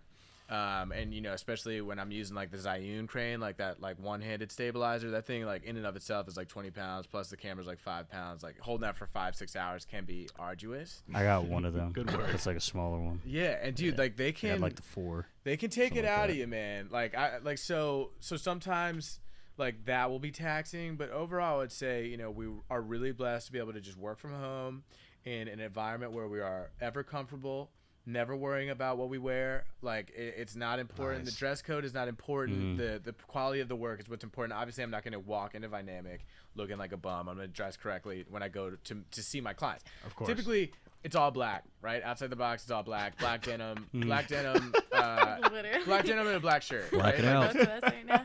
That's pretty much like. Why though? What is the? I feel most comfortable in all black, Always regardless. been that way. I feel, like, I gotta agree with you. I Yeah. just think it's funny that you. Bro, would that's choose how that I am in aesthetic. blue. I don't know why. I just think The it's navy, yeah. like No, that? that's fair. Yeah, That's a like fair like. jeans, like Yeah, that's a wow. fair You wear a lot of assessment. blue. That's a fair That's cool. assessment. Blue I guy, dove man. into. I just felt like Nice. it's a good uniform. Like it's a good way to be like, we don't have a patch or a logo, but we're both in all black. Steve Jobs in it. Yeah, On dude, turtleneck. one day I'll hit the collar neck. You'll get there. Turtleneck. But you know, I would say we are really, you know, we got Netflix on in the background. We're editing. We're hanging out. You know, at any given time, after we get the first real big wave of Dynamic stuff done, and we have like other client work done, then we'll go get lunch somewhere. Like we'll step out of the crib and kind of get like, you know, take a step back, Some maybe air. bring the computer if need be, just in case there's any like something that needs to be done ASAP. See, that's the reality of what you guys do. yeah. You know, yeah. you gotta bring that with We're you. on And call, where dude. that is amazing, right? Because super flexible. It also is the reason that we can stay up till 4 o'clock in the morning and be like, wait, there's something else we can do. We can get ahead. We can do this. We can get more business. So we're also constantly connected, but all in all, our days vary. In the same way that we all are, though. Like, Yeah. I would be on my phone, I'd be on my computer, like, doing also- something creative regardless of whether or not a client hit me up. Sometimes, like, client work, it's like, all right, you know what? This is, like, a rocky moment for me. Now I'm about to just bang this out. Like, it gives me purpose. You know what I mean? Yeah. Like, and it allows me to still feel like I've done, like, a lot to say for myself in one day. But it doesn't make me feel like I need to be on the hamster wheel going on the same exact routine, because that drives me crazy sometimes. Because neither of us ever wanted to work behind it, like at a desk. Yeah. That Oh, was no. never. Like I said, I could That definitely was tell never with this gonna guy when I happen. first met him. Yeah, that's Yeah. that's where I'm at right now. I'm like, shit. Yeah, no, my thing is, it's like it's nice to be able to be like work from home and allow other people to work from home, you know, and just like we can all stay in touch. like Vynamic in many ways like inspired us with that because they come into the office like twice a week. Like other than that, like our main boss like we FaceTime with him. Yeah, we FaceTime with him mostly because he's satellite. Yeah. You know, Nice. and they're like they are an amazingly strong company doing amazing things, and it's like, okay, you know what? With technology these days, you can have a meeting without needing to be there. 21st century living. Yeah, man. and it's Totally. like, especially Awesome. when we're discussing things with the interns, like Philly's a small city in the sense of like being able to get to and from compared to New York, but I don't need them to take the subway to me. Right. Yeah. Just video chat me, just check in, what's going on. Like if I need to drop off a product, like I dropped off like six or like 3 or 4 things from Skunk Bag today to Shane, just one of our interns, because it was easier. I stopped by, dropped off like some product for him to shoot to do content creation this month. Yeah. And it's like that was our interaction. You know, Plus- other than that, like Shane could just hang out all day. I don't know what Yeah. Shane did. Shane could have been, hanging out watching SpongeBob all day, just posting, scrolling on IG. But that's like Yeah. work, and like that's cool to say. So It also we also understand that we are as young as we're ever going to be right now, and we have the time. That's like true. we will stay up, we'll work hard because Yeah. Important. one day, like hopefully other people will be working hard. yeah, we don't Yeah. burn like For sometimes us. we burn That's the candle awesome. at both ends. Like there's been weeks There are where some we had days like that are hard. really, we had like an orientation or something like that, and then in the weekend we worked like with upcoming events. We did a Citizens Bank Park like Philadelphia Pizza Fest, and then I had like 6 hours the next day with Grey Dolphin to film like yoga. That's what I was gonna say, because you guys came on the show, and I'm gonna be honest with you, like, you're the highest energy I've ever seen anybody be on here besides the personal trainer, and Oh. he has the right to Yeah, have that kind of you energy. got it. So I'm wondering, like, how do I you would guys hope cope he with had all that this stuff? energy. Yeah, I no, think for we're sure. really just like inspired by the possibilities, man. Like Totally. it's not to say that every idea that we've ever had sticks, but it's to say that the ones that have stuck really feel good, and they Totally. really make me proud of what we're doing. They really make me feel like we're going for it, Yeah. and I love talking about it. I love talking about it because I do think it's something that can become a culture. Like can become something where people do start to feel like a part of it. Like I don't want it to just be my thing. I want it to be like a thing. Growth. You know? They say growth is the highest form of motivation. Yes.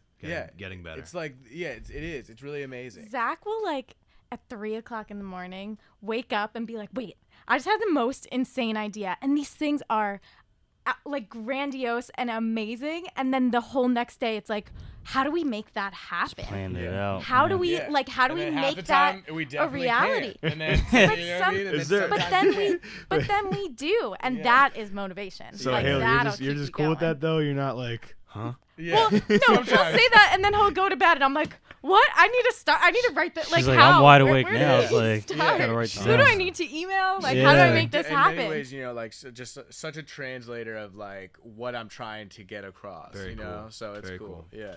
My other question is, because of all that we discussed, dealing with the stress and your daily schedule, what does your family, what does your parents think of what you're doing? Like, because you got to explain to grandma and grandpa, like, Yeah. look, grandma and grandpa, I do this business, and they're like, what? Like, Yeah. how does that come across? So, my parents are like extremely supportive. Both of our parents are extremely supportive. We pitched their generation because their generation doesn't really understand social. So, Right. Yep. Like, if I try to tell my dad what you guys are doing, they'd be like, what are you talking about? exactly. And I don't like my parents like. Over time, we have chipped at it to the point where I think that they have like definitely an understanding to the amount of like understanding the value, understanding the ability Yeah. to like Right. monetize certain things. Like I think it gets lost. My mom like has like a really creative mindset, so like she does actually like hit me with sometimes ad ideas. When it comes to like the social aspect though, no, they don't understand anything. Of course. And then my dad was a part of a band, has been for a long time, like ever since he Whoa, left nice. his entrepreneurship thing. Still? So yeah, Beatlemania now he plays John Lennon. He's a Beatles cover band guy? They're amazing, dude. Like absolutely amazing. Whoa, So he that's was dope. always into like that, like some That's form of sick. production, dude. He has like the sick guitar room, dude. Vanilla Ice has been to my crib because he checked out my dad's guitar room. It's like so random. Amazing. Yeah. But dude, my dad inspired me, right? Because my Right. dad would like, my grandfather before him owned Arch Associates. He was like best friends with Hewlett Packard and distributed all their printers. And then like came up with that, like just like started balling, like had like no money and then had a ton of bread. And then my dad was VP there, and then he was like, you know what, this is your thing, right? But like I have a thing too, and like it's music. And then he did his path, like started making bread like doing what he legit loves. Like he makes bread from doing these shows. He travels across the country with his friends, like has a blast, dude. Yeah. And then I He was does like, that full time? yeah, full time. Whoa. That's And sick. so he used to come home, like he would just like, you know, he would always be at the house when I come back from school. My mom would always be there, and like he would just not be there on the weekends. I'd be going to play soccer. He'd be out at shows, and I was like, this is possible. You know, you can just have That's like cool. do what you love for a living. So you saw that know? for a while. Yeah. That's really cool, man. Yeah. See, my parents, I think for the longest time, my parents thought I'd just hang out with my boyfriend every day, Yeah. like Oh, in our 100%. pajamas, not working. Like, I think that they could not wrap their head They're probably around mad. it. They were, Yeah. they were just like, oh, he's just like, I guess they thought, who knows? They just But- thought I was like wealthy enough to afford a lifestyle where we could just be in PJs, but I I'm not. guess. You know, so- But then my dad started working at Ardmore Toyota, and I made Okay. him a Facebook page, and we post every single time he sells a car. Nice. And it has gotten, That's nice. not only has he gotten incredible engagement, but like his bosses notice, they love it. They've started encouraging the entire team to do it. And all of a sudden, now he calls me every day. He wants to Yeah. talk about his analytics. Wow. He That's wants funny. to talk about Changed who up, Dad. comments, who Yeah.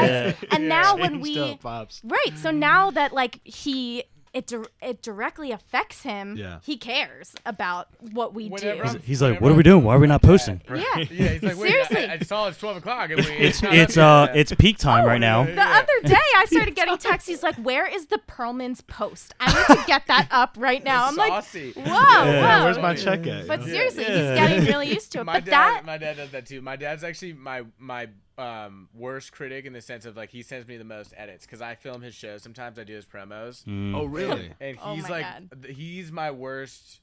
Like if I pass something by him, then I know I'll pass something by anybody. So Yeah. like he was always like a high bar for me to be able to get approval from. Yeah, well, you're his son, so he's gonna come at you full force. That's with why. Has That's to. And that's he why doesn't it, like, know. dude. It like sharpens the blade, though. You know, because I'm like, all right, man. Like, if this is what like a tough client's like, Yeah. then that's what I can do. You know. Is it You're legit golden. most of the time? Because he doesn't really understand the stuff that you understand about No, yeah. videography. Most of the time, it's more of a know? communicational issue where it's like trying to hear what he's saying and then communicate back what's possible from what he wants. You know, like, okay, but what's feasible here? Like, I know you want to fly out of the clouds, but like, okay, listen, like, we need some things, you know, because it's like, yes, I have a green screen, but then we got to hang you somehow. Like, Yeah. that's not actually something that happened. That's just a grandiose example of like how my dad thinks with editing. Like, sometimes he just thinks I can do anything in a moment. And I'm like, yo, like, Yeah. listen. There's layers to this. I'm man. like, yeah, I'm I like- gotta render it, yeah, Dad. I'm You like- understand? I gotta I'm color like- correct it. Yeah, I'm like, listen, like this is definitely like arduous what you're asking. He's like, you can do that in like 5 minutes, right? I'm like, definitely not. Like, No, just no it's chance. not like, gonna happen. It seems that way to everybody, though. That's the thing with post production. Yeah. They're just like, "Yo, do it up," and it's like, man, like, You're like, dude, this is gonna take Yeah. hours. when I got a Zach funny story for you. Go ahead. when though. Zach started saying like, we're gonna have to charge you for those additional editing hours, people are like, what do you mean? Yeah. It's I'm like, what- yo, this it's is a out of simple scope. thing. Yeah. Like, does what it do ever you get funky? Like, do you? No, my sister had like one actually really good suggestion, which was like incentivize people to pay on time by giving them a discount. Like if they pay on time, like 5% discount if you pay on time. You know what I mean? Just thinking, man. Like, That's yeah. Yeah, because it just That's avoids dope. the annoyance. It's worth the expense. It's like an ATM debit fee. It's like, all right, just make sure you give me that bread, and I'll give you some money back. That's really But cool. I mean, what's this funny story? Yeah. All right, so the company I work for, Social Detection, we just became number 7th overall in Philly for like best fastest growing startup company, whatever. Congrats, That's that's great. dope. And so for the Philadelphia Inquirer, we needed a 30-second like commercial kind of video. So for the past like I'll say close to 2 years, I taught myself videography and stuff like that. So my boss comes to me, he's like, "Hey, I need you to edit this down to 30 seconds." And I was like, "All right, cool. Like how long is it?" He's like, 2 minutes, and I was like, And it's old, and so they got this guy to speak about the company, and he's just like run on sentences. Yeah, like So- like you couldn't cut like Yeah. a moment. Yeah, Yeah, it was so dude. hard. So he's like, Social Detection's a startup company in Philadelphia where we do just like Yep. talking like that for 2 minutes straight. Yep. So like I spent like 5 hours, spliced it. Oh, snap, bro. checks. I like spliced it. Yeah. Finally got it right. I got it to a minute because on the thing it said 30 seconds to a minute. I'm like, all right, this is 59 seconds, like on the dot. Yes, dude. So I give it to him, right? Give it to my boss, and then the next morning he was like, he's watching it and stuff. And dude, I put like this watermark, everything, made this like really nice.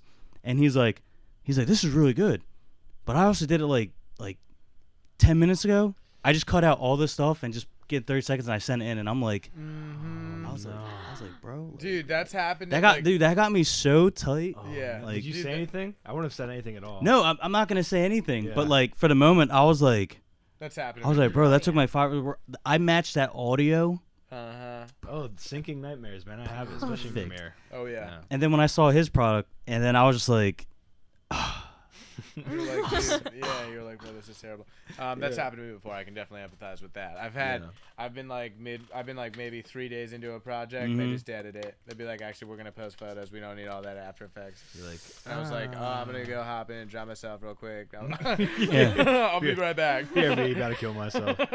dude, I went to the bathroom, I had my AirPods, and I was so tight. Well, I don't know how editors did it back in the day, man. Like, Oh, I work man. at WHYY with people that have been working in television for 10 years, and they're just like, you don't understand. Like, before Avid, because we used Avid Dude, at our it's company. stick shift. Like they Yeah, were bro. doing way more like Cutting and user-intensive. pasting, man. Like legitimately though. What changed the game, in my opinion, one of the things that changed the game is waveform syncing. Where you Okay. can just sync like from a camera to an external audio source just by waveform matching. Yeah, like bro. that stuff's magic, man. Yeah. Like you said earlier in this podcast, the stuff that we have access to today as far Yeah, as man. resources Dude, is that's like, what I'm saying. Like if I can rotoscope on After Effects, right? yeah. Like, come on. Like they back in the days, like they were actually cutting that stuff out, like Right. doubling film and Yeah, like dude. cutting And that if they out. ran out of reel, And then they SOL. ran out of reel. That's it. Yeah, then it's a wrap. So that's what I'm saying. Like it was just both in the audio field, analog, and like with the older age film, it was so much harder. Like so much harder that you deserved. Yeah, like 10 G's for a photo, like, you know, like a full photo thing of like a wedding, because you're like also printing everything out. You're giving them the book. You're doing it like you're doing a ton of other things that aren't things now. Cause you just upload it to Dropbox, you know, like Yeah. they don't want the book sometimes Right. anymore, you know. So And then there's like all these like dissolves that you see like in like these Yeah. like wipes from like the 80s, like a Star Wars movie. It's like, man, Exactly. it's a whole nother era, you know? Exactly. I'm sitting down with that's fun, producers dude. at That the was Y. like ahead of the times It too. was. Yeah, back back in then. the day, it's like, whoa, you did a star wipe, bro? it was like, how did you what is do this? that? It's amazing. Yeah. Because I sit down with a lot of producers at the Y, and like some of them are older, and their styles of editing are like that. And we have a new executive producer, and she's very like Viceland kind of stuff, and I have to try and explain to them from a visual standpoint, like What it's she all wants. about cuts nowadays. You know, Yeah, it's quick all about cuts. everything being clean. Oh, Yeah. the jumps. Jump cuts? stuff like that. Yeah, and she's like, my producer was like, "Isn't that a jump cut?" I'm like, "It is, but it's not in this situation." And like, so it's like hard to explain to people like that, Yeah. you know. But as far as post production software, are you guys all Adobe? Is that it? I- And how much does Haley know? Or primarily is it- Haley's Photoshop and then Okay. InDesign and stuff. I do all like the video, so like I definitely am adept with like, you know, Final Cut as well, because sometimes workflow Final Cut's way easier. So like I really pick and choose my projects, right? Like if I'm gonna be just jump cutting or just cutting in general, and I'm not really doing any type of like fancy transitional work or like text work, then I'm gonna hit it in Final Cut, and then I'll export it, and then I'll bring that MP4 into either Premiere or After Effects and like go that step deeper. But it really depends, you know. Like After Effects, where I do any of my animations, like any real animation It's work, the I'm best. going Yeah. straight to After Effects. Yeah. My friend is working. I'm voice acting in this. We're almost done. A Nice. full-fledged cartoon. That is cool. a That is awesome. Yeah. Well, he wrote a comic back in college in the comic organization we were part of, that won $1,000 award from this SAC anime thing. And it was Nice. really good. And one day I was like, dude, you need to make a cartoon rendition of this, and like I'll voice act the villain, and like I assistant long is animated some of it. It's like probably about 7 to 10 minutes. He's been working on it for like 2 years. I'm gonna watch the hell out of that. Oh dude. yeah, Hell definitely. yeah. It's Get coming those views soon. up. My Hell little yeah. cousin, there's a character as a little girl. I'm trying to get my little cousin to do it, and once we get that done, he'll push it out. He did most of it. I cannot wait to see. Yeah, awesome. but it was all done in After Effects. Yes. After Effects Nice. and Photoshop, because you can kind of animate in Photoshop too. Dude, Do you they use are Lightroom as well? constantly paired. Yeah, yeah, Lightroom? for sure. For photo editing, like Yeah. without a doubt. Sometimes like people buy like, you know, the packs or whatever. Like you The can buy photography someone pack, else's, the like, videography like the pack. stuff that they create or the templates that they create, and like it makes it so much Oh, those easier. packs. But yeah, man, like honestly, I feel like After Effects, like learning that is the key to anything when it comes to videography, because it's like then you can really do the illusions and stuff, and like really bring projects to life, like add the camera shake when it's not real, so that the tripod shots aren't as static and stuff like that. It's really I constantly learn that software, something new in that software every day. You know, I'm just like, oh wow, there's a shortcut. Sometimes I spend 5 hours on something, only to find out that I could have spent 30 minutes. But then the next time I spent 30 minutes. So it's like, you know what? Yeah, I have. I just haven't. I don't think I've ever opened it yet. Dude, first time I opened it, I did the thing with South Park where you take a head, you cut it in half on Photoshop, and then you keyframe it. When was this? You keyframe it to the audio. I did a head. It was a head of Kevin Spacey. Was this before your business? Before any of that? This was like early stage, and I was like, I was messing with it, and then I took a hiatus because I was very overwhelmed by the software. Like I remember thinking, I remember being like, oh my god, that system's overload. And then I was like, that's how I was with Premiere, bro. I think I've had the whole package for like close to a year, and then I remember the first time I opened Premiere, and I was like, I'll learn this a different day. See, that's why I usually go from Final Cut to After Effects. Yeah, I wish I had its simplicity. Premiere is like everything that you can do on Premiere, you can do on After Effects. Sometimes it like Premiere's like shortcutted versions though. Like sometimes it is smarter to use Premiere than After Effects, no doubt. But I find that Final Cut is where I get all the simple stuff done, and then I skip Premiere, I go right to After Effects, and that's where I do like added text, any animation, because I do think that Premiere sometimes is unnecessarily overwhelming. Yeah. Do you know what I mean? Like where I'll be like, wait, hold on, like. I want to see my project. You know, I want to see my clip. Like, I want to be able to see visuals inside my clip instead of just have this, like, bar. Yeah. You know? On After Effects, that's fine because there's a million and one other things going on, and I'm starting to wrap my head around that. But I like being able to have a visual representation of the clip on my workflow. So that's what I liked about Final Cut because, I mean, we all, even in high school when they gave us the MacBooks and we were just, like, messing around on that. Yeah. It was, like, easier. It's so much and easier. It's pretty powerful. Dude, keying, the keying on Final Cut is amazing. Yeah. And it takes 30 seconds to key something out on Final Cut. Whereas on Premiere sometimes I might have to do, 5 minutes, 10 minutes after that of just fixing the grain, fixing which key light I'm using, and just so sometimes I think it's about working smart and not working hard, that like fine line. So that's where I do a lot of the really intricate stuff on After Effects, and then that takes hours to render, so I just try to pick and choose when I'm animating too, to be honest, because some projects don't need it. Like the video that we did for this bar crawl, like it wasn't necessary, right? It was like all about candid people just enjoying the drinks, people enjoying the bar. It didn't need animation, so those are times where, because of the budget that we provide and meet and stuff like that, it's not within budget for us to do animated work in there, so that's a piece where the music is going to take the main stage too. You just 100%. slow mo shot, whatever, 100%. Shoot with an FS7 or whatever. Just people you're doing. smiling, cheers in, whatever sponsors, and then you're done. Make it look epic. Right exactly, yeah. It's cut and dry, and that stuff. Sometimes I love that stuff because it's simple. It is what it is, and you know how to get it done. It's pretty fun too. Yeah.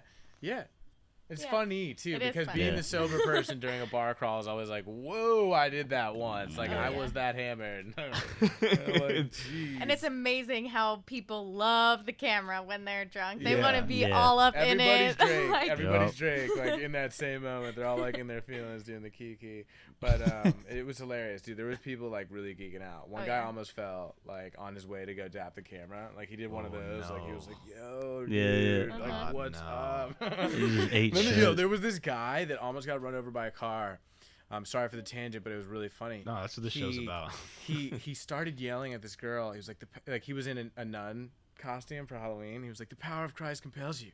Whoa. And then the girl was like, stop it, dude. They just creeped me out. He's like, the power of Christ compels you. Like, he almost got in the Uber with her. He went up to the Uber and kept saying it. He was like screaming it. And then like everyone, like all his friends were like, dude, like keep doing it. Actually, this is hilarious. And I was like, yo, chill out. Yeah, that's crazy. Oh, man. You could tell though that he was in the space of being like, everyone loves me. Like, I'm being hilarious. Well, like, that's alcohol, man. And exactly. Oh, yeah. And I watching that, I was like, damn, dude, I have probably like, that's been also, that guy. Been there before. That's also cameras, though. There's this really interesting YouTube channel that got removed a few years ago, but it was amazing, and it had probably like 1 million subs. It was called Surveillance Man. I'm not sure if you guys have seen it. I haven't. it was really weird. So this guy never showed his face, by the way, would walk up and go to people and on the street and start taping them, which is legal. Yeah. And have a camera out. Public, yeah. And public spaces. people would just be like smoking or be like in their car and be like, "What are you doing?" He's like, "I'm just taking a video." Like that's all he would say. And he would just watch them react. Like some people would get mad, some people would laugh, some people would run away in fear, some people would go on a rant. And one person asked like, "Why are you doing this?" And he goes like, "I'm just taking a video. Like, is that a problem?" And they're just like, "Yeah, I don't want to be taped. Like, I don't want any video footage of me. I didn't ask for this." He goes, "Well, you walked into a supermarket." He's like, "There's video footage of you there." He's like, "I saw you walk over here. There's traffic lights, video footage of you there." And like, wow. it was really interesting. Like, he was just like, it was almost a movie character. Yeah, he I'm was sitting trying. there He was thinking, dude, trying that to should be show. developed. He was trying to show people that like everywhere you go nowadays, Oh, You you're watch. always. and there's one Brother. there's one episode you Always. can find it on Dailymotion because YouTube doesn't have it anymore. It must have violated its terms of service, but I think it was like the last moments of the 5th episode. He just goes, "There's cameras everywhere." Like it was so weird, bro. I still think that's about some it today. Black Mirror stuff. It like is some that. Black But Mirror it is stuff. true. But that's How the did, point. how It's did you? like, What hole did you fall into to find this guy? dude? We all Yeah, that's a YouTube. Dude, we like, talk about yeah. this all the time. Yeah, that's a YouTube question. holes. You guys can answer that if you want. I always ask like what YouTube hole you fall down. I fall down some strange ones. I fall man. down. Yeah, I fall down Facebook holes more recently just because Yeah. I'm still I scrolling. can't be on there, man. Yeah, I know It's you were too saying much, that, dude. It's like the boardwalk of like the internet. I'm like, yeah. dude, I don't we want an have airbrush to post T-shirt. for our clients on it, so we have Okay, to be on. I it. got you. So I All find right, no myself shade. scrolling. Yeah, and yeah, then our clients don't post on YouTube as much. So it's funny. We are at the like we kind of use the platforms our clients need us to post on. Absolutely. Of course, Yeah. it's business. Yeah. But as for YouTube though, I look up tons of tutorials. Like I'm a tutorial. Yeah. You know, that's what I use YouTube for. Like Zach King obviously came up Yeah. on him early, and then Cinecam.net really breaks down animations in a palatable way. And Okay. then inevitably I want to do that. So I want to be able to like do Oh, dude, videos you could teaching totally do people. that. Yeah, I want to. I think I could teach well, but before I do that, I have to be better at what I do. So constantly the back and forth of either lynda.com or YouTube is always where I would try to find any animation information. Well, at least you're being productive. Like I just look up stuff to weird me out, or Sometimes I find myself doing that, but then other times I'm like so specific in what I'm typing in. I'm looking up like camera reviews, or I'm looking Yeah. up, and then my suggested is all cameras. Then Yeah. it's like I find that when you're going down a black hole of YouTube stuff, and you do start clicking on random things. Then you have the option of just millions of random things in your sidebar. For Right. me, like I always look up either music or camera equipment or like Right. animation stuff. So the only things that they ever suggest to me okay. Is that? is So that. then, do you guys watch TV or mainly YouTube then? I work in television. I don't really watch TV. And Interesting. I mean, I'll admit that. What about Netflix? Because I find that's a switch more and more. That people who watch a lot of YouTube, like not Yeah, so much it's TV. basically YouTube over TV is usually what happens. I'm like Yeah. the weird one who has them on it both at the same time. No Really? way. So Really? I'll have. It's so it doesn't make sense. That's So impressive. I'll have like Netflix or whatever on, and then while I'm watching it, I'll just like fire up like a YouTube video. I'll like pause that, and then when you were talking about the Zune Crane, I actually buy a lot of things from YouTube. So I got the Zune Smooth 4 Okay. gimbal. Yeah. That's what I got. I know what you're talking about. Yeah. And then, which led me, it said, you'll like this. It said moment lenses. I was like, what's that? So I clicked that, and then I got the case. I'm like, oh, new lens coming out? Let me pre-order that. that happens to me too, because I looked up the product review for the GH4 before I copped it. Yeah. And then that led me to a couple other pieces of equipment. Then I got the Ronin because I was like, oh, well, I guess like that'll help with the cinematic shots. And then, but it is kind of like, I do bounce more equipment based on YouTube because there's so many product reviews, and like that's helpful. Do you look for the guys that or the people that just rip the product apart, or do you go for the ones that are like kind of in the middle? I look for the people that rip it apart because Yeah, I'm that's like, what I look for. give me the worst review possible so that I can like see if I can deal with that. Do you That's know what I mean? do. That's exactly what I do. I look for dudes that are like, this thing sucks. Like this is trash, Yeah. in low light. Like I got a terrible shot. I'm like, all right, so I guess this is like a daytime camera. Daytime.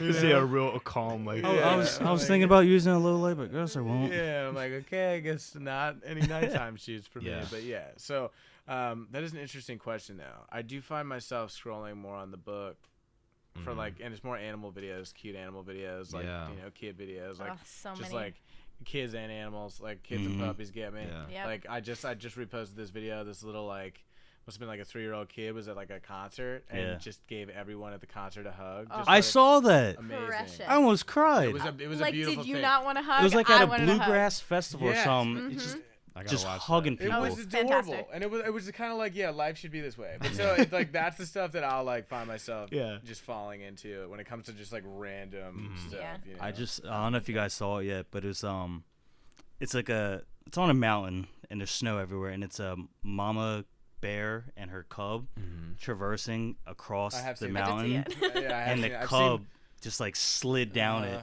and I'm watching. I was getting like anxiety, stress. I'm like, no. And then you see this little guy just scurry his way to the top. It was a long climb. Yeah, no, I know exactly what you're So talking about. And they start like really zoomed in, and you think Yeah. they're close up, and then they zoom all the way back. Yeah, I'm and like, you're God what? damn. How big is this lens? Oh my God, Zach will turn to me all the time, and he'll be like, "Why are you hysterically crying?" I'm like, "Did you see this video? This Yeah, child yeah. and Haley's his like puppy?" sadistic with it though. Haley like looks at things I that will can't. make her sad. Like I just look at the funny key stuff. I'm like, oh, it's hilarious. No, Yeah. they get you. They show a dog. They're like, this puppy, this thing, the next, and then all of a sudden you're like, and then it became paraplegic. I'm like, I've Oh. never seen. Why is this happening? Yeah. But I'm too far in. I gotta see what happens. Yeah. I'm with you on that.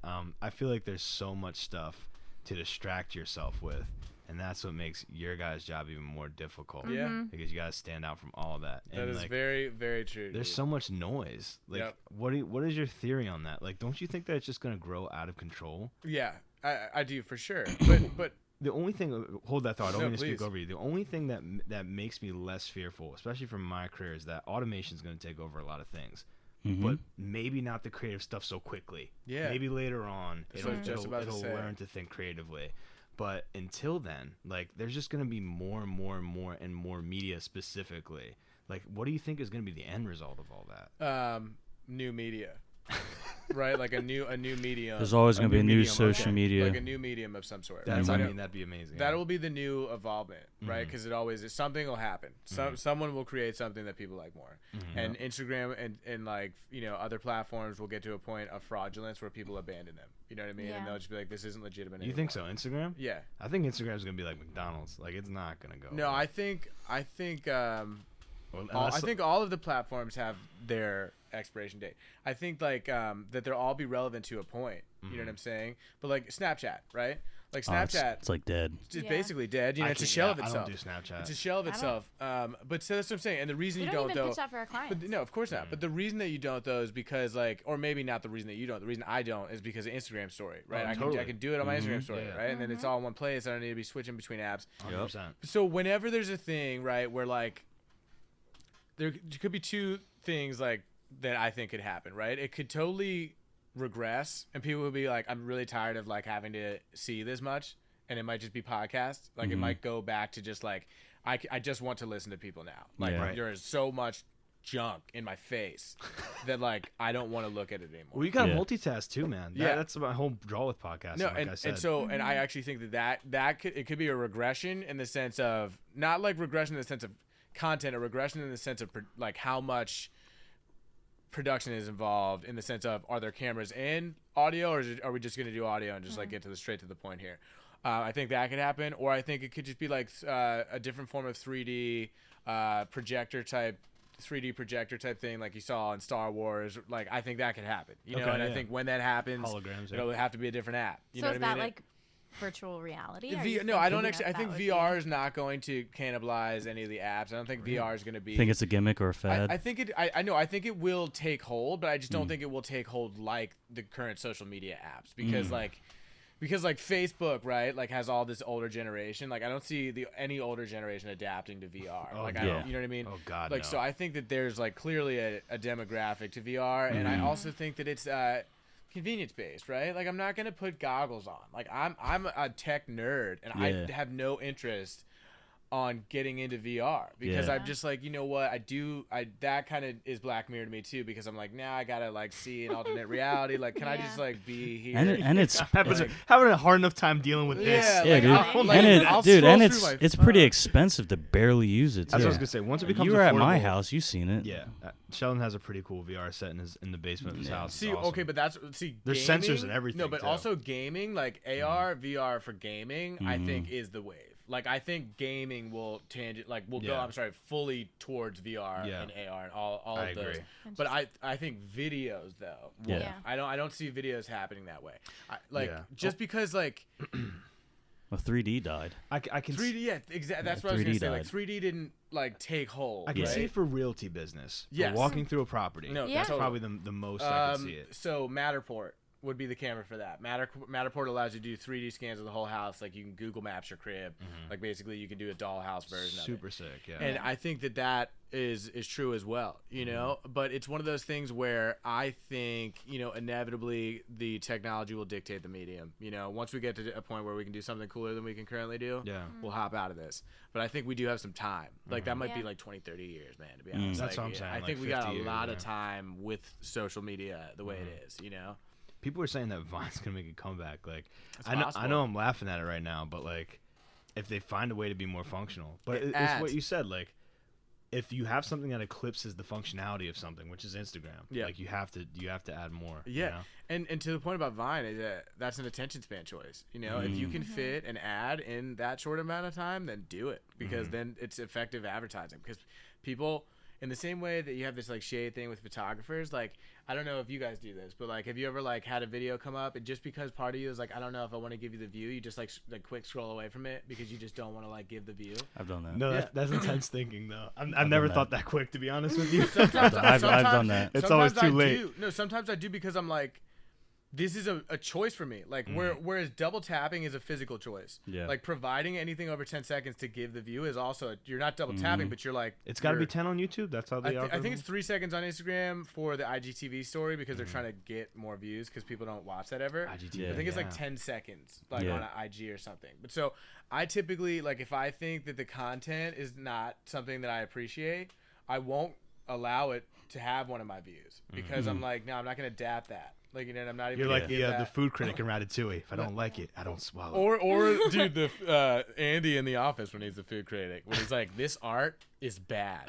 this food is bad. I love Nut Dog, man. Yeah. Yeah. I think what will be very interesting is to see how the generation under us consumes media. Like I nanny for a lot of kids and I would watch them. I mean, they've grown up with it. We adapted to it and are the reason that everyone needs to be on social media right now.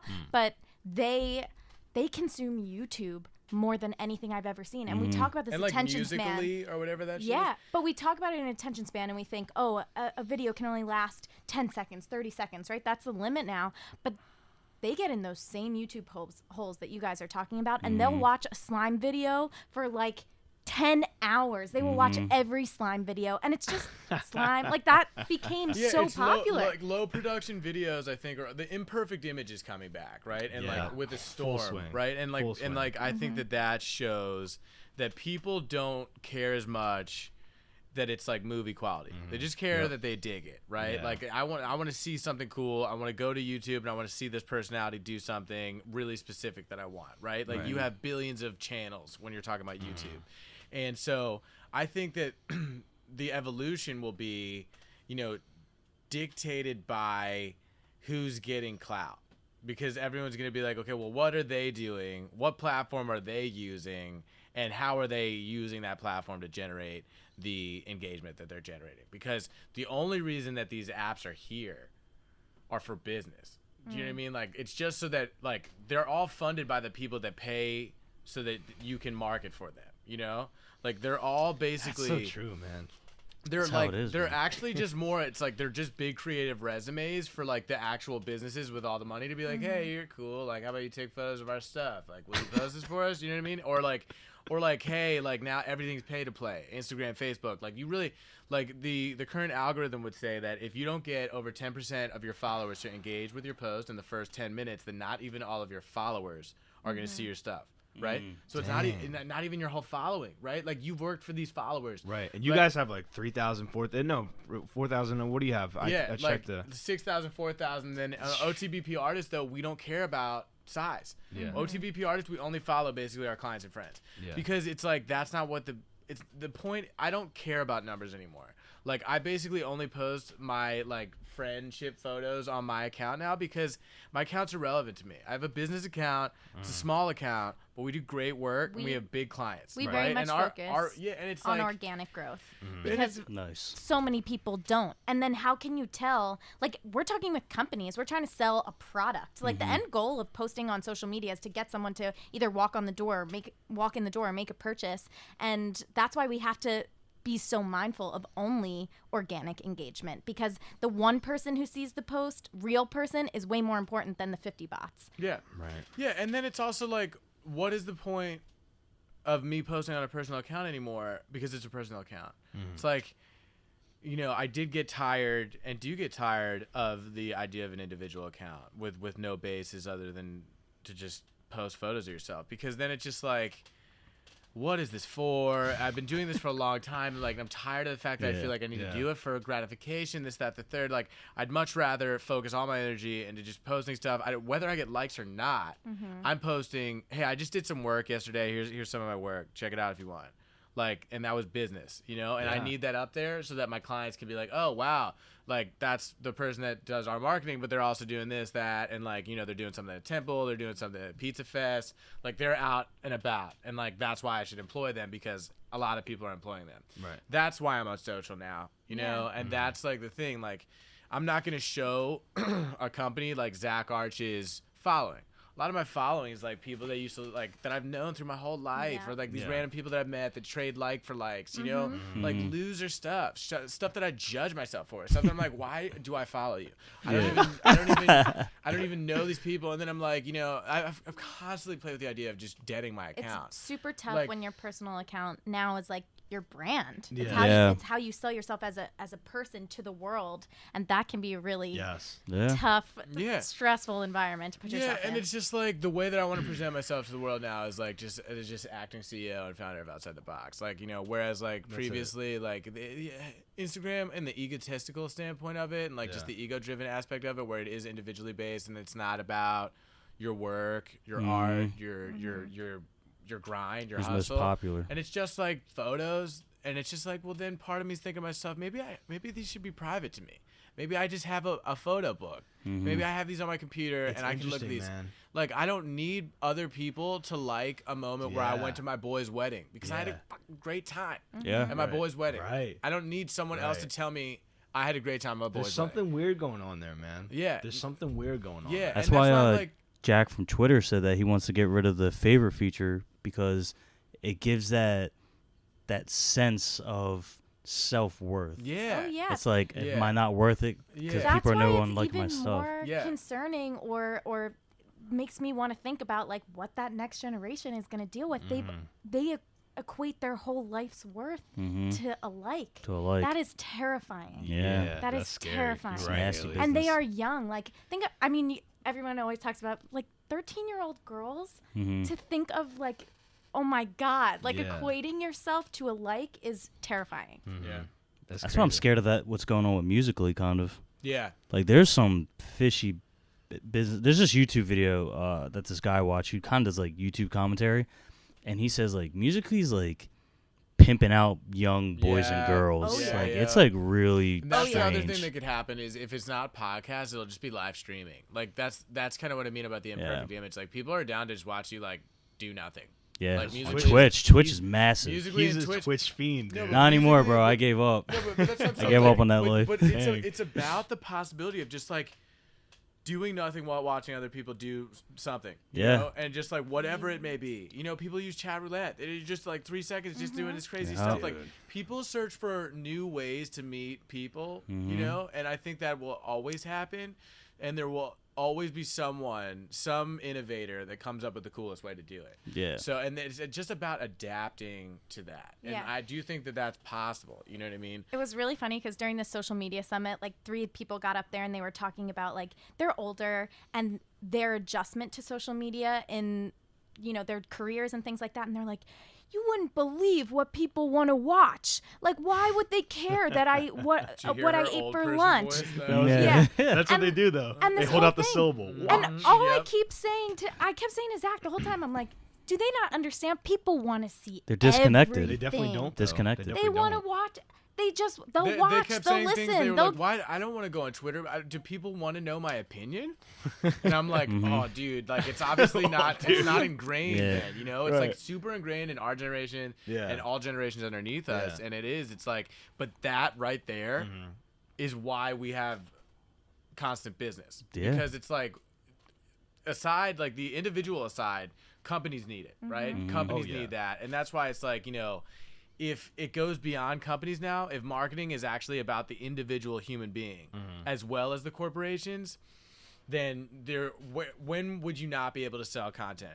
You could sell content to the individual influencer. You could sell content to the influencer for the corporation. Exactly. Co-promotional content. Like there's just too many opportunities to help people make money. And as such, no matter what the medium is and no matter how the content needs to be created, content will need to be created for products to be sold. And that's just how I see it. So it's just like sharpening the blade on that and just making sure that we're constantly up to date on equipment, software, and algorithm knowledge. Then we're in a good place. Staying ahead of the curve. Staying sharp, staying ahead of the curve as much as possible, but that is hard. Obviously, it's constantly curving.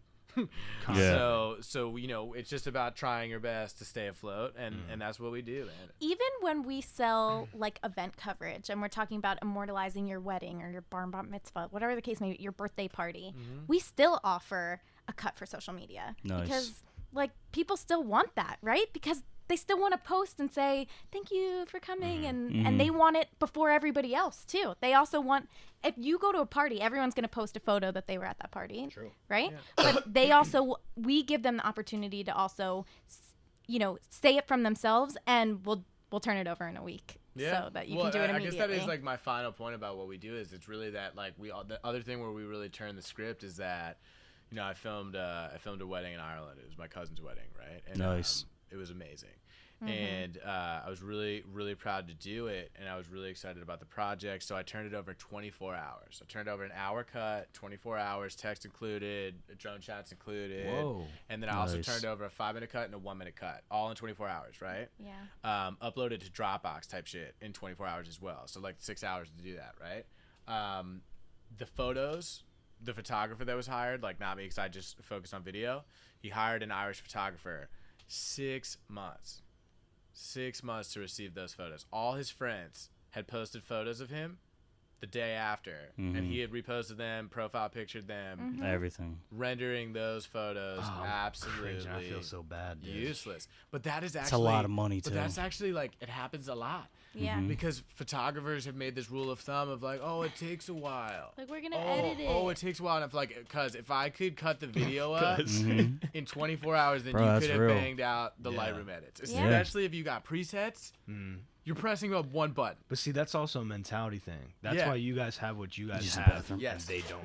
Go for it, man. Yeah. That's why you guys have what you guys have, and they don't. Yes. It comes down to hustle. And that's why we say to people, like, yo, our turnover rate is super important to us at Outside the Box. You'll have this within either 3 days, or if it's a longer project, top 7 days. Dang. Like, and that's usually with communication in between the 7 days where you've given us an edit, and then we finalize that, and you have your final product by 7 days. The downside with this is that people think it's so easy, but really Zach will just sit there for 7-8 hours at a time, and that's why we get these ridiculous edits and all of those other things. But the alternative is like, it needs to go up. It's not relevant a week later, right? It's only relevant when it's relevant.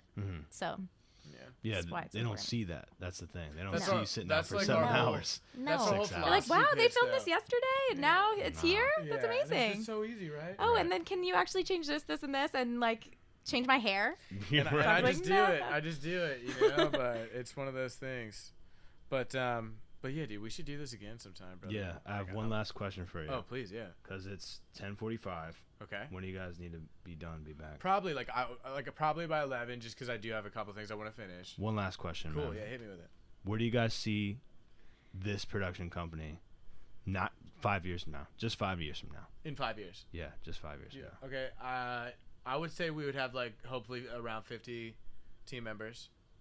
I would say like 10 a year would make sense to me. And I would say that at that point we should have a Sony Red, you know, because then it would be like I am writing movie scripts, like I have goals, but like it's just to get there first, right? Like I can't I can't sustain that. I can't create that unless I create this first. So, and like I learn more about shooting and creating narrative, like with all these little like ads and stuff that we're doing. So it's like it's helping me form what will be like the movie or TV show that I want to finish and create. You know, I've definitely cooked a bunch of ideas up, got 6 chapters in one, and then hit, you know, creative walls. But I'll get there. So I would say in 5 years, I would say that would happen. We'd have a red, we'll have a bunch of DSLRs. I'd say we'd have like 50 people, and I'd say we would definitely be cross in more than one city. Cool. I would say. Yeah, I just have to slip that in there. Was one it now because it's getting close to the time you got to go. But I just want you to look back at this episode in 5 years and see that it came true. Oh, that's I it. will I be can't wait. very That's the only excited. reason I asked I that. can't wait. I will be very excited. We're signing out 47 Sheldon. I'm so sorry you got back. They have to go, so we got to end it. Yeah. Dude, I was. But dying. thank you so much for coming on. Just shout right into the camera everything, like the Instagram, all that stuff. All right, so we are otbp.artists on Instagram, zach.otbp, haley.otbp, Haley with Hayley. And just honestly, we really appreciate you guys listening. It was a blast. Hopefully we see you guys again soon. Thank course. you. Dude, Thank you please for having come me. back. It's been episode 47. We'll see you next time. Shout out. Oh.